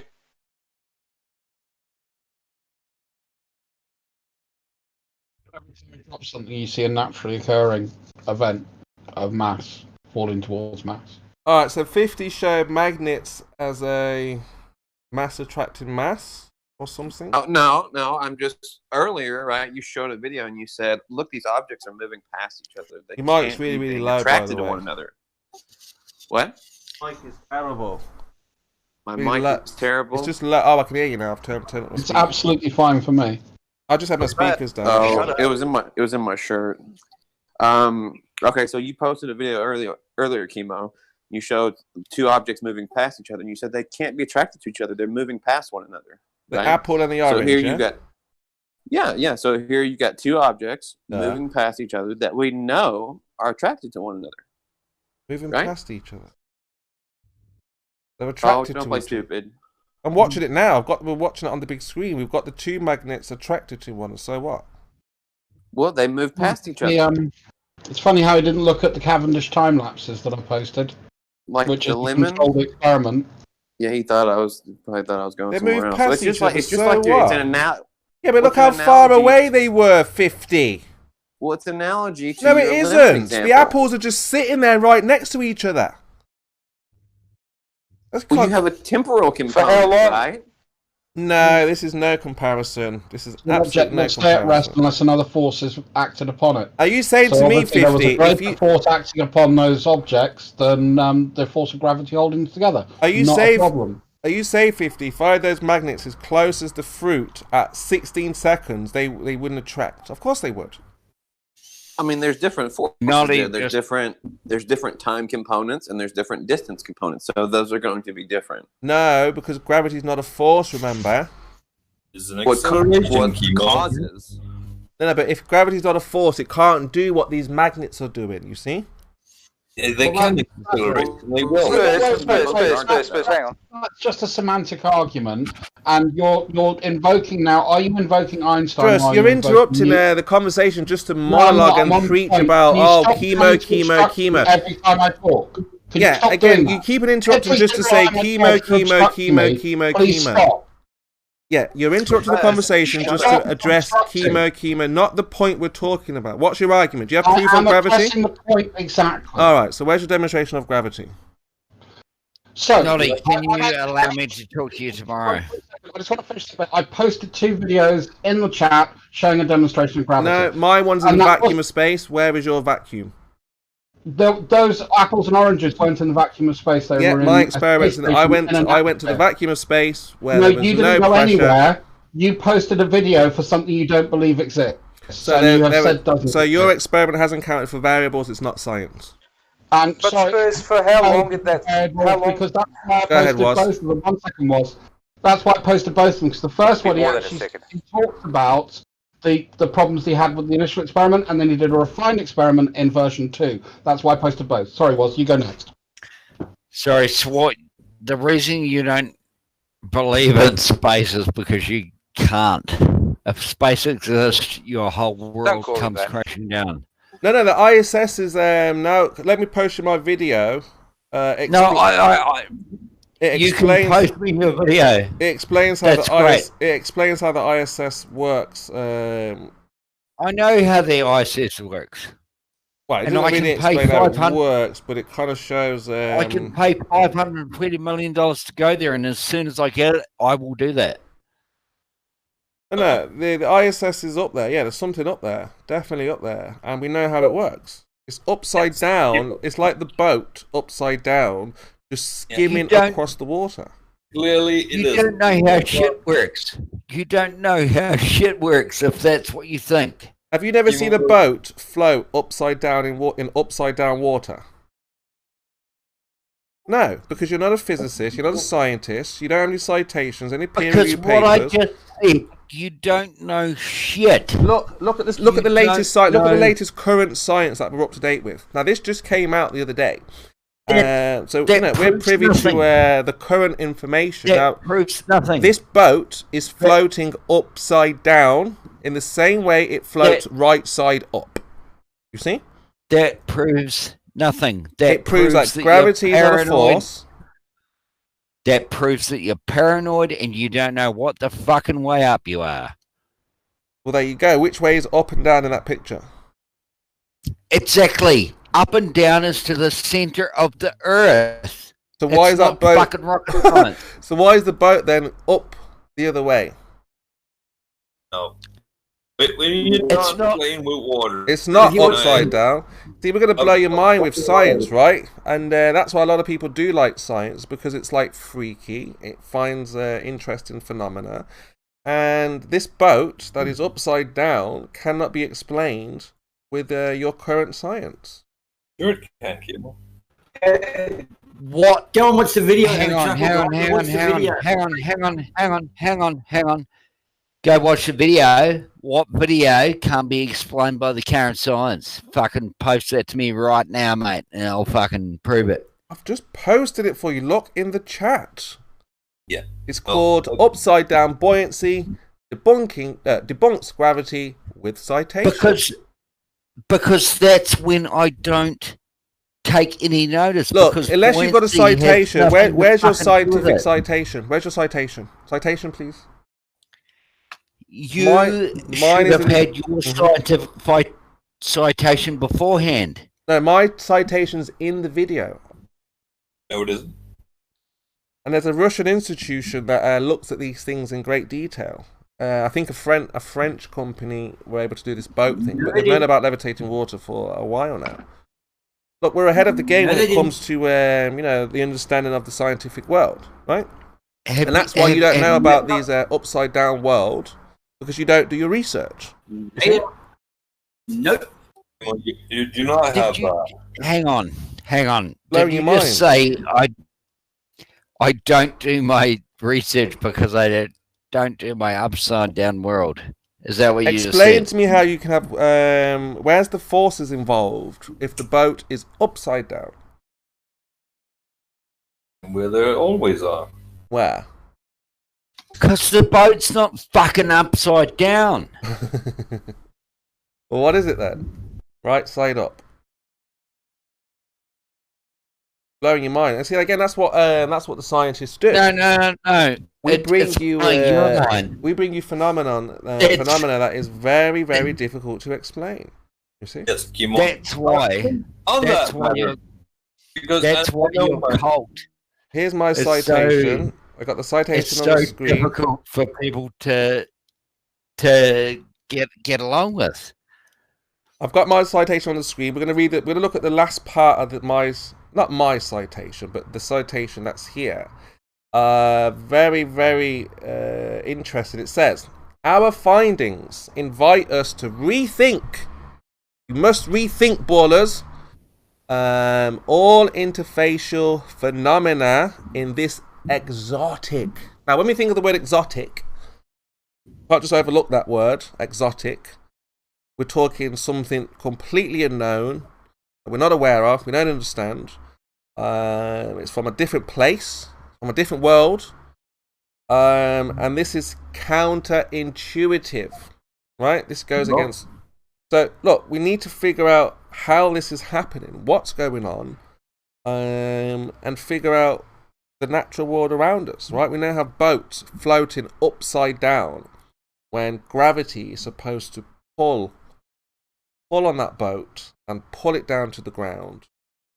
And it just didn't happen. Gravity was eliminated. And that's science, guys. Right? That's real science, where we sink our teeth into the real and natural world. You know, that is a sensational demonstration of an effect. That is all. You're all in is. shock. But Kimo, you're shell-shocked. Kimo, right here is real experiment showing you why it will take a while for those fruits to connect and form into a sphere-like object in the zero gravity, low gravity, and you know, we have the numbers for that.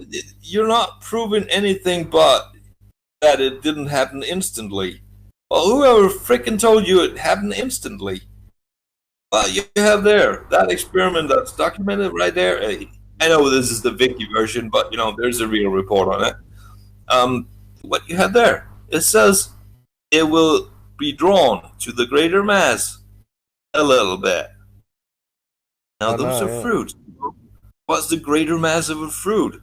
More or less than that mountain. What do you think? I hear what you're saying. So, in my experiment, I've got the paper, like you. So we're the same so far. I've got a paper we can read. But you don't. What paper? Where's that paper? Oh yeah, let me post it. Link to the paper in your video. My bad. Spurs? My bad. I didn't post it. Hold on. Why didn't you cite the paper in your video? All you got to do is go to just look at the details there. It's all there. All the details are there. Nature magazine. This was as well. Posted it in Nature. It's all there for you to find. Anyone can find it if they have a little look. Let me post the citation. Get us the paper, not the citation, Kimo. At this point, if you're that sure, you have to provide the paper. Yeah, let me get paper on it. And all the details are there. Like I say, there are various countries looking at this phenomena. Kimo, this is not a paper. This is an abstract of the paper. Yeah, this is the experiment. So we have an experiment that goes with this paper. So it explains everything here. The idea, the hypothesis. So you cracked me up.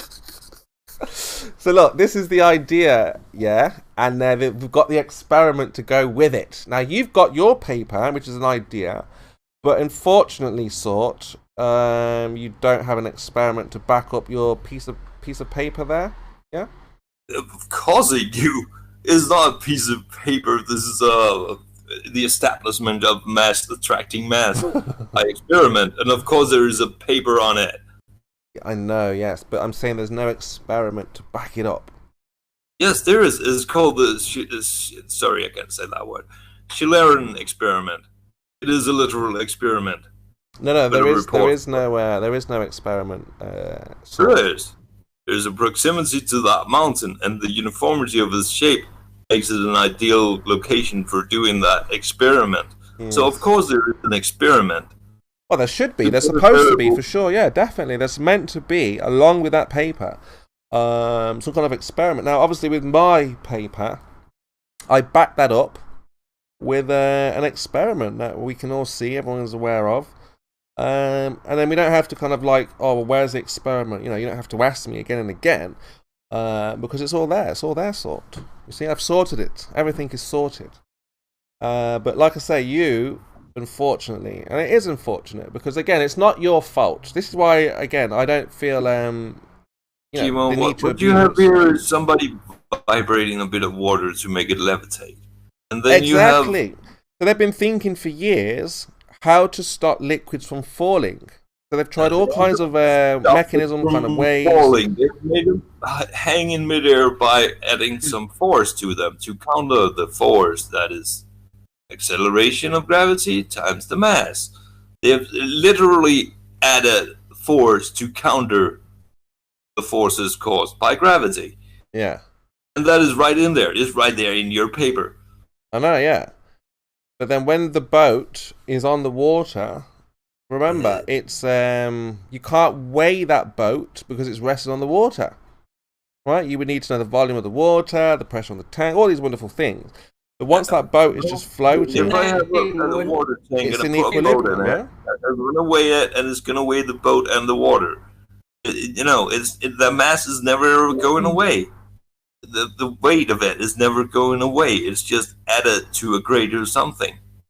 Right. The same as saying I can't weigh you because you're standing on the floor. Well, no, if you refuse to get on the scales, I cannot weigh you.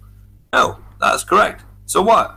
I mean, it's kind of our fault, because what we do, when we provide you with papers and experiments, we cause you guys to become, again, I'm not trying to be rude, just as a result of what happens. So you start, like, you become like you're becoming mindless. You're just going, we've got we have this, and it's like you're in shock. The fact that we're able to back up our claims, and, we're causing upset. And that's why I don't like doing this, right? Because I wouldn't know how it would feel if you did this to me, where you were able to show that the we do this to you every day, Kimo, and we're doing it right now. I did it to your Black Swan earlier. I mean, again, but do you really believe it? It doesn't seem like you believe it. If you believed it, you would move heaven and earth. We literally do that. We go out there. We're like, right. No, we're like, right. You never go out. They say it's a ball. We're going to go out. You see D Marble on aeroplanes. You see Rob Skiba out by Chicago Skylines. You see the Black Swan guy go out there and do his thing. So when you say something like that, we're like, okay, Kimo, we're you're move heaven and earth to show that it is you're a fan of. Not what you say it is. You're basically talking about people that you follow as a fan, because clearly you're not going out on a plane or. Yeah, these are some good guys. Yeah, these are the guys that actually go out there and should be recognized as such. Right. Yeah, sure. Well, we have those guys too. We call them, astronauts and physicists and scientists. Yeah. They're pretty good at that stuff. They go around, make little lectures and shit, take nasty pictures that you don't like. Yeah. Happens all the time. Astronauts. Yeah. How do they get past all the water? Well, your claim that there is water is just plain nonsensical, isn't it? NASA's claim. NASA claim it. Got it on the big screen right now. The woman explaining the layers of clouds that go up to 50 miles. It's up to 50 miles. What? 50 miles is not space. That's the edge of space. Yeah, that's where the water is. Yeah. It is just barely the common line. It's not even that. Yeah, and there's a layer of water that runs across the sky. It's not a layer of water. There's some water in the atmosphere. It's funny, as we're watching it, you're saying it's not water, as we've got it here on the big screen. Now, NASA are telling you this. They're saying it's becoming more and more moist every single year. But obviously it's already moist, and they've got to slowly tell you, guys, it's becoming more and more moist, more and more water. Are you saying the water is leaking down from those 240 kilometers that the ISS, 408, ISS is up, and it's slowly sort of leaking down, but the ISS is still, in that water. Is that what you're saying? No, we're just going by what we've been told. NASA don't hide these things. NASA show... You just have to go digging and go looking. If we all agree that the ISS is there, and since it's evidently not rowing, as it is clearly weightless, and the rowing would imply some acceleration, right? No, I think they're using just like mini vibrational rows, not big giant like a big ship. The ISS is a giant vibrator. Yeah, I think they're using a resonance. They put a giant vibrator in space with little flappy wings on it. Is that what happened? Yeah, I mean, again, flapping is a bit extreme, but the wings on the ISS are definitely there for support. To push off, to glide off something. Sure. You're saying NASA put a giant dildo into God's ass and it's hanging right there to mock us all? Is that what you're saying? Well, do they have wings? Oh, but apparently this one does. Is that what you're saying, though? Well, if you've seen one with wings, then I guess so, yeah. Well, it appears I did. You just showed. Well, NASA are taking the mick out of you, right? They call their planets, all kinds of nonsense. What do you think? Well, so where does it look, dude? Where is this thing, Chemo? Where is it up in the sky? You're saying it's there. Where is this vibrator that you guys seem to enjoy? The company well, we know we can't go any higher than 50 miles unless we can get through all that water. Where is it? No, I didn't ask where it isn't. I asked like where right it is. now, I'm Where watching a is video of a rocket go up. You guys are all getting off on. Shut the fuck up, Chemo. How about my turn? Where is the giant dildo that you guys are all enjoying its company right now? Tell me where it is so we can go and see it. Well, and then worship you as what's your address? Thank you. Where do you live? I'll find it. It's okay. Tell us where it is. I'm sure I can put you somewhere Sort might like. I'm not sure you can. I don't want to see it. I've seen enough of that. So look, guys, do we have any proof of evolution, of a globe, of space? Vibrator is where the giant sky vibrator is. Come on, Sort, and I want to see this giant sky vibrator. We've just asked you a simple question. You've told us it's there. You've showed us the evidence. Now just tell us where it is. Look on it. Well, you can see it live. Just go to the NASA live stream. You can see it there if you want to know where it is, or you can get your tracker out and pinpoint it. I mean, now everything just like making sense. How these satellites and how the ISS would work. After seeing that ship floating upside down. That tracker is pretty exact about the altitude of it. I mean, you guys make a pretty big deal about the ISS. That tracker is going to be... It's difficult to know whether people are actually in the ISS, though. That's the next altitude of the ISS, Chemo. And there's something up there. I did say before something's up there. I've known that for a while, but now I'm even more sure there's something up there. But whether people are in it is another question. Right? What sort of a kidney bell would you need to live inside a vibrator, though? I don't know. Well, do we have some analysis of what's that called? What the fuck is that thing? Thing that Renty had. Yeah.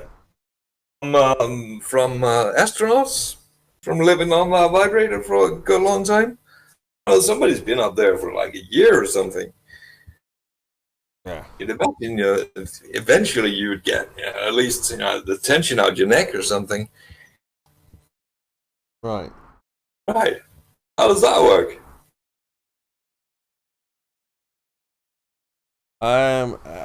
Does it work? I don't know. Have you tested it? I've seen it. It does seem to be the distance, the altitude that they claim. It's moving. Okay, do you have an rate if you want a solid medium to be around it somewhere? Let's go through it again. What's your best evidence of a globe? My best evidence of a globe is navigating it. Navigating the globe. How does that prove the Earth is curving? Because the navigation relies on its curvature. But how does the navigation... That is literally what a sextant does. It measures your placement on the curvature. So you point your sextant at the horizon, right? Oh, no, not really. You measure it from horizontal to the height of whatever you're measuring, the stars. To the horizon? From horizontal, Kimon.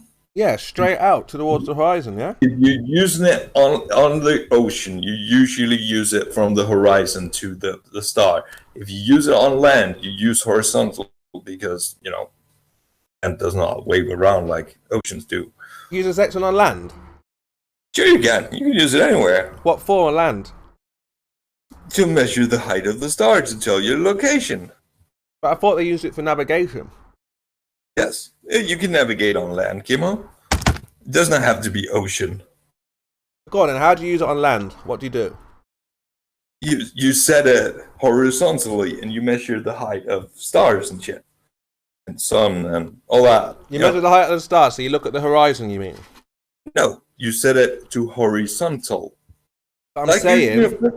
But I'm asking using a spirit level, Kimo. You understand spirit levels, right? I don't need Marilyn to teach you about these, right? Maybe. But look. You set it level. Because on land, you do not have the issue of the boat tipping around for you. Land is fairly stationary. Well, other than Australia, that is, at the staggering speed of 3 inches per year. Your number one proof is A sextant tells you it's a globe. No, a sextant told me where I was on the globe. And all the distances match up when I move around on the globe. That. I get that. On the map. I get that, but I mean, what tells you it's a globe? It can only be a globe if the distances match, now can it? No, I don't mean that. I mean, what instrument... If I know where Australia's at from within 3 inches from 2 locations in the Pacific, from say, I don't know, Indonesia, and from Africa, Cape something, down there south. If I know where to go within 3 inches to Australia from those 2 locations, that will give me a triangle of those 3 locations. And if that triangle is accurate within 3 inches per year, then I would know where it is at, right? Is that flown away? And that would make the Earth a globe. Yes, it would, Kimon, because the angle of those 3 lines will be more than 180 degrees, meaning it is implicitly a globe. Okay, so if the Earth is a globe, then the horizon should be at a certain distance. No, Kimon, you're just making shit up now. That's not part of it now. The Earth is a globe, and you had something firing at a straight line, at an absolutely known straight line. It would go to hit the obstacle of the physical horizon. Yes, but since you have a refractional medium, you will not see it because objects, i.e. the visual object at the surface of the water, is lifted by refraction, atmospheric refraction, like I told you when you told me I was dishonest. Is that the globe excuse, or that's what happens? That is what happens. It's not an excuse, it's a factual thing. So how would okay, go on. There's no excuse needed. So how would we know if you were wrong? How could we test it?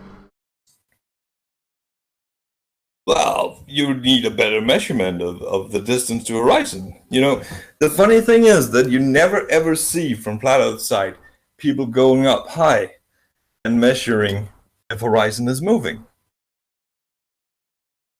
How can you know if you were wrong about what you're saying? If we can't, measure to the physical horizon. Because I have gone up high and I have measured if the horizon moves. And it doesn't. What if somebody can only do it on the ground? Can it not be done from the ground? Well, fleas telling the size of the elephant? You know that little analogy? No. So how that works? Is that a no? You're saying it cannot be measured from the ground. I'm saying it is more difficult to measure from the ground as it lacks, reference points. It's more difficult to measure something on the ground, but it's easier to measure something in the sky. First, by the fact that I have a map and it is measured within 3 inches, it is measured on the ground and on the water. So don't give me any of that. That is measured. The distance from the equator to the North Pole is measured in 17-something by French, Spanish people. Measured, physically measured on the ground. It is not, made. It's not just some navigational pointing at the stars things. It's physically measured. Okay, so I can't verify what you're saying. So why should I believe, or why should anyone trust? Why should anyone trust what you're saying if you or I cannot? Are you saying you cannot verify the measuring standard called the metric system? Yeah, I'm saying me or you cannot verify what you've just said. So why should we trust or believe what we've been told? Kimo, are you saying the metric system is made up? No. I'm saying that because me or you cannot go out and verify it and test what you've just said, why should we believe it? It is 110 kilometers. I get it. I get it. If we can go and verify it, yeah, we should trust it. But I'm saying right now, me or you cannot verify it. I can verify the metric system. I know we can. I agree, we can. I know we can. Of course we can. But right now, we cannot verify it, so why should we trust it? Kimo, now you're just saying we should stop arguing on the internet. No, I'm asking. No. I'm asking why should we trust what you're saying if we can't verify it? I can verify it. I have verified it. I know we can verify. All can be verified, but right now we can't. Yeah, we can't do it now. No. Why should you not trust it? I'm asking why should you trust? Well, it's just some person on the internet telling a story. 50. Would you trust anyone just telling a story on the internet? It's your argument that because while arguing with you, I cannot. So did you not hear 50 was trying to say something? Not really. Oh. Well, it's the entire history of nautical navigation. Like he was talking about, they measured the distance physically, and that's how he came up with what a nautical mile is. Oh, no, the entire history of navigation is the history of knowing that the Earth is a globe. Okay. Right. So if you want to travel on the sea, you can learn the old art of using a sextant and traveling based on globe geometry, i.e., all points on Earth are mapped to a sphere. If you want to navigate it. I'm not arguing with any of that. I don't disagree that. That's why you should believe it. Why? Because it's been done in the past. Because I've done it in the past. It's a skill that you can use, that you can learn and use today, Chemo. Because literally everybody who's learned to navigate in the old ways and by the sextant and by these things will have verified this. By definition of learning how that works. Is that we should just believe it because other people in the past say they've done it. Yeah? No, because literally everyone that's ever learned to use I'm saying to sort, not sort, sorry. I'm saying to 50. 50 is like... I'm saying to 50 that he's saying, well, they've done it in the past, so just believe what they say. And I'm saying to 50... Well, that's what the point was. If I can't verify it now and he can't verify it now, why should we believe? And he's saying, well, just believe it because it's in the past. No, I said believe it because it's a skill that's taught currently. How do we know that to be true? Have we tested it? Yes, I have, Kimo. That's literally what I'm telling you. Now, hold on, so we can get back to what you've done. I know you've done everything, but I'm just saying to 50 here, neither of us have tested it. So your opinion is just trust them. Just believe what they say. Well, I mean, there's a lot more than that. Like, for instance, there's about 20 things that go along with the Earth being a globe, right? If the Earth's a globe, we would expect to see this, and this, and this. We see all those 20 things. I don't know. Right? What do you see? There's a preponderance of evidence. It's not just this thing in isolation. Again, I'm not disagreeing with any of what you said. If the Earth is this. Now, again, if we've never verified any of this, and this, why should we trust it? Are you saying just trust it just because? With logic. That's what I'm saying. Your logic is saying just trust it just because. That's the logical thing to just because, just trust it, yeah? No. The logic is if the Earth is a globe, then we would expect to see X, Y, and Z. We see X, Y, and Z. I agree with all of that. I agree again. But unless we test it 50, you're simply saying just trust them. No. I'm talking about most of the things. I've got a list of like 20 things. Most of the things on my list are things that are just observable. Oh, go on. Name one thing then. Well, for instance, as you move north, basically the stars shift 1 degree. Well, who's done that? Per degree that you travel. Everyone who's held a sextant, Chemo. Yeah, but who's done that 50? Hold on, sort. I mean, I've definitely seen it in my lifetime. You've seen it? Absolutely. What did you see? Traveling, well, on a cruise to Alaska.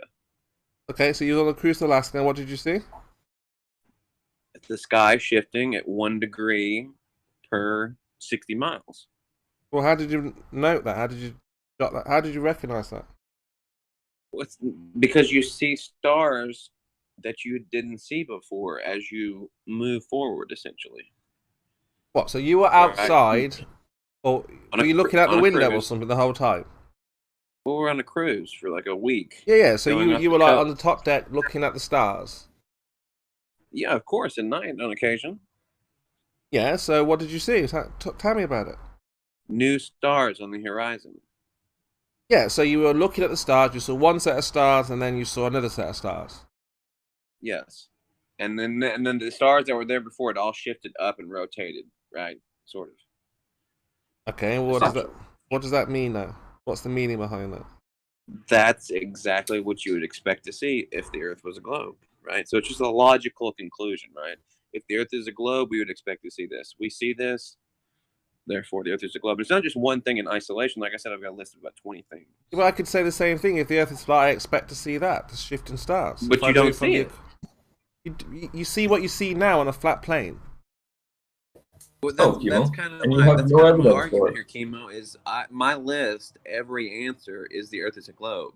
On that list, none of your answers would be because the Earth is flat. Yeah, you can only get what you get on a flat Earth. It doesn't work on a globe. The sky shifting at 1 degree every 60 miles? Yeah, that only works on a flat plane. Not on a globe. I'd love to hear that. It cannot work on a plane. It simply can't. What you're saying here is the most basic of trigonometry, right at the entry level of trigonometry. The stars do not drop down in elevation 50. They stay on their own path, on their own plane.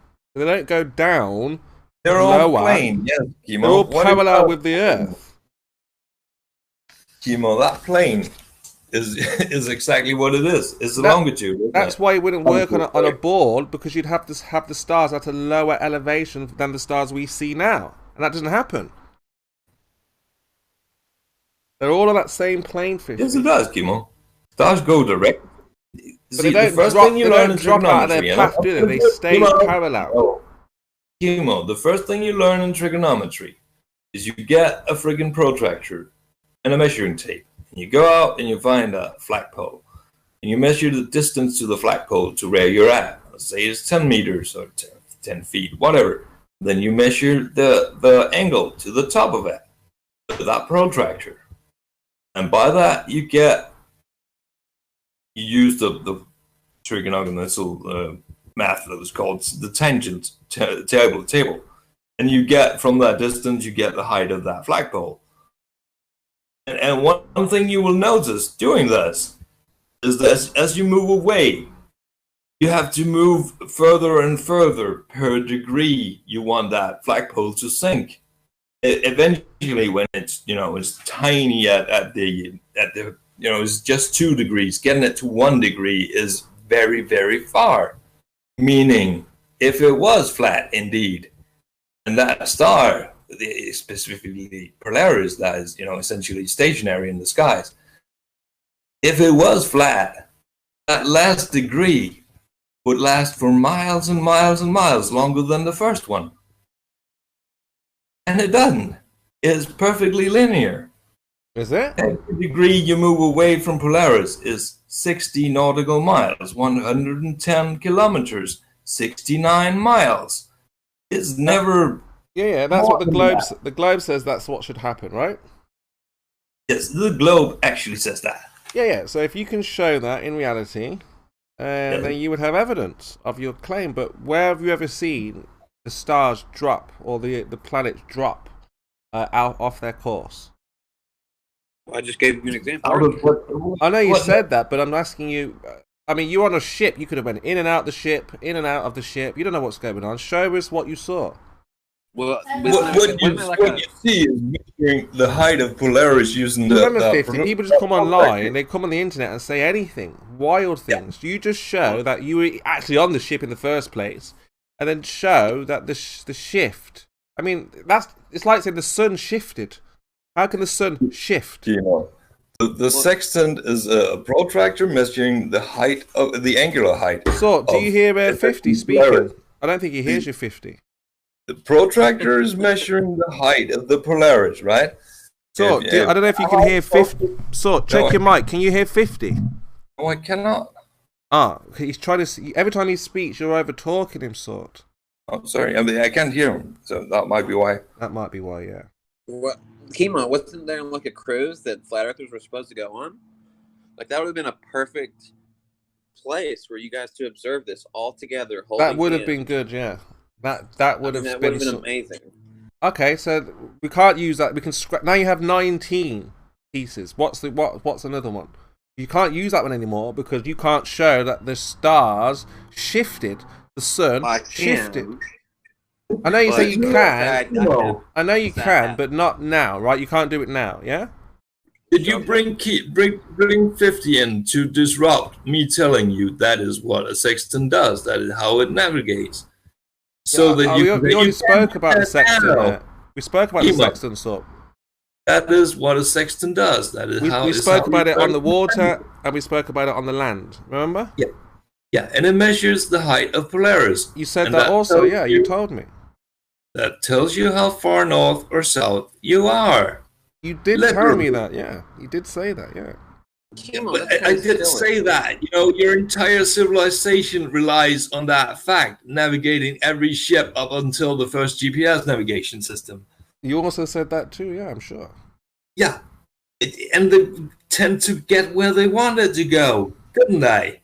Now, the fact that you're alive today and the fact that we got people to the US, to Australia, means that pretty much works, doesn't it? Well, kind of, but what I'm saying to 50 is that he had 20 pieces of evidence. Now he can't show the first piece. We have to put that on hold.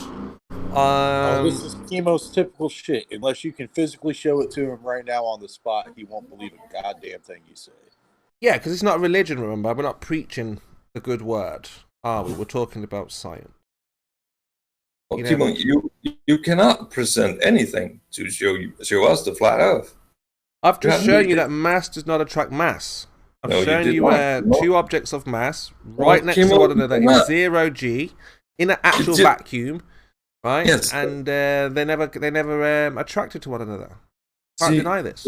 Right? There you go again. How to measure that? I can. There was no measurement in yours. There's measurement in mine. I am right. You are wrong. Done. Yeah, but remember, you've got to have an experiment and the paper. Oh, there's the goalpost. We have to have a paper now. I've got here on the big screen, I've got my experiment and the paper side by side. No, Kimo. You showed us the what's that thing? The summary of it. You did not show us the actual paper. This was published in Nature magazine. Do you know what Nature magazine is? Popular mechanics for science nuts. This is the boat you're talking about? Actual... Yeah, that boat that was upside down was published in the magazines because it's such a phenomena that science are actually baffled by, because you have an upward force. No, they're not baffled by it at all, Chemo. Absolutely baffled by it, Paul. No, they're not baffled by it at all. Have you actually read the paper? They explain it quite logically in the paper. Paul, they're invoking gravity, not a force. Who said it was a force? Whoever they explained the phenomena quite logically using the well-known laws of physics in the paper. Yeah, with gravity, but it's not a force, is it? Kimo, you saying it's not a force is plain nonsense. That's not helping you. No, me saying it's not a force is backing up. Well, yeah, that's backing up what Einstein says. Newton said it was possibly caused by a force, and Einstein says no, it isn't caused by a force, but it's still going to be that acceleration, as Einstein would agree. As does that thing that Gleam does these days, a Dutch guy who's working on a new theory for gravity. It's still acceleration. It remains acceleration, observed as such. And it always has been. It's the same effect. It's a deeper explanation. It's just like if I punched you in the face and you got a black eye, you could say the reason you got a black eye was because I punched you in the face. Or you could have a deeper explanation that says it's because I busted blood vessels. Right? No, you can explain it. No, that applies to the scientific method. 50 wouldn't use science to determine what gave you a black eye. So what is your actual claim regarding this paper, Chemo? It's telling us that there is water above. And there was no gravitation. We don't need a paper. We don't need a paper to tell us that. No. It tells us that the buoyancy force is a mystery because we don't know why objects are. No, that's not what the paper says. It doesn't say anything about it being a mystery. Things are floating upwards, right? And that's unusual. It doesn't say anything about that being a mystery. Oh yes, it does. At the bottom of the paper, it says we have to rethink all interfacial phenomena in this exotic and counterintuitive. And that's after it gives an actual explanation, the physics of how this happens. No. Again, they're presupposing gravity. You want me to post the explanation for how it actually works? No. Again, I did say they're presupposing gravity, and that's the reason why. But remember, they're being honest by saying we can't really explain it. We need to rethink everything. No, Kimo, we do not, because presupposing gravity is not a thing.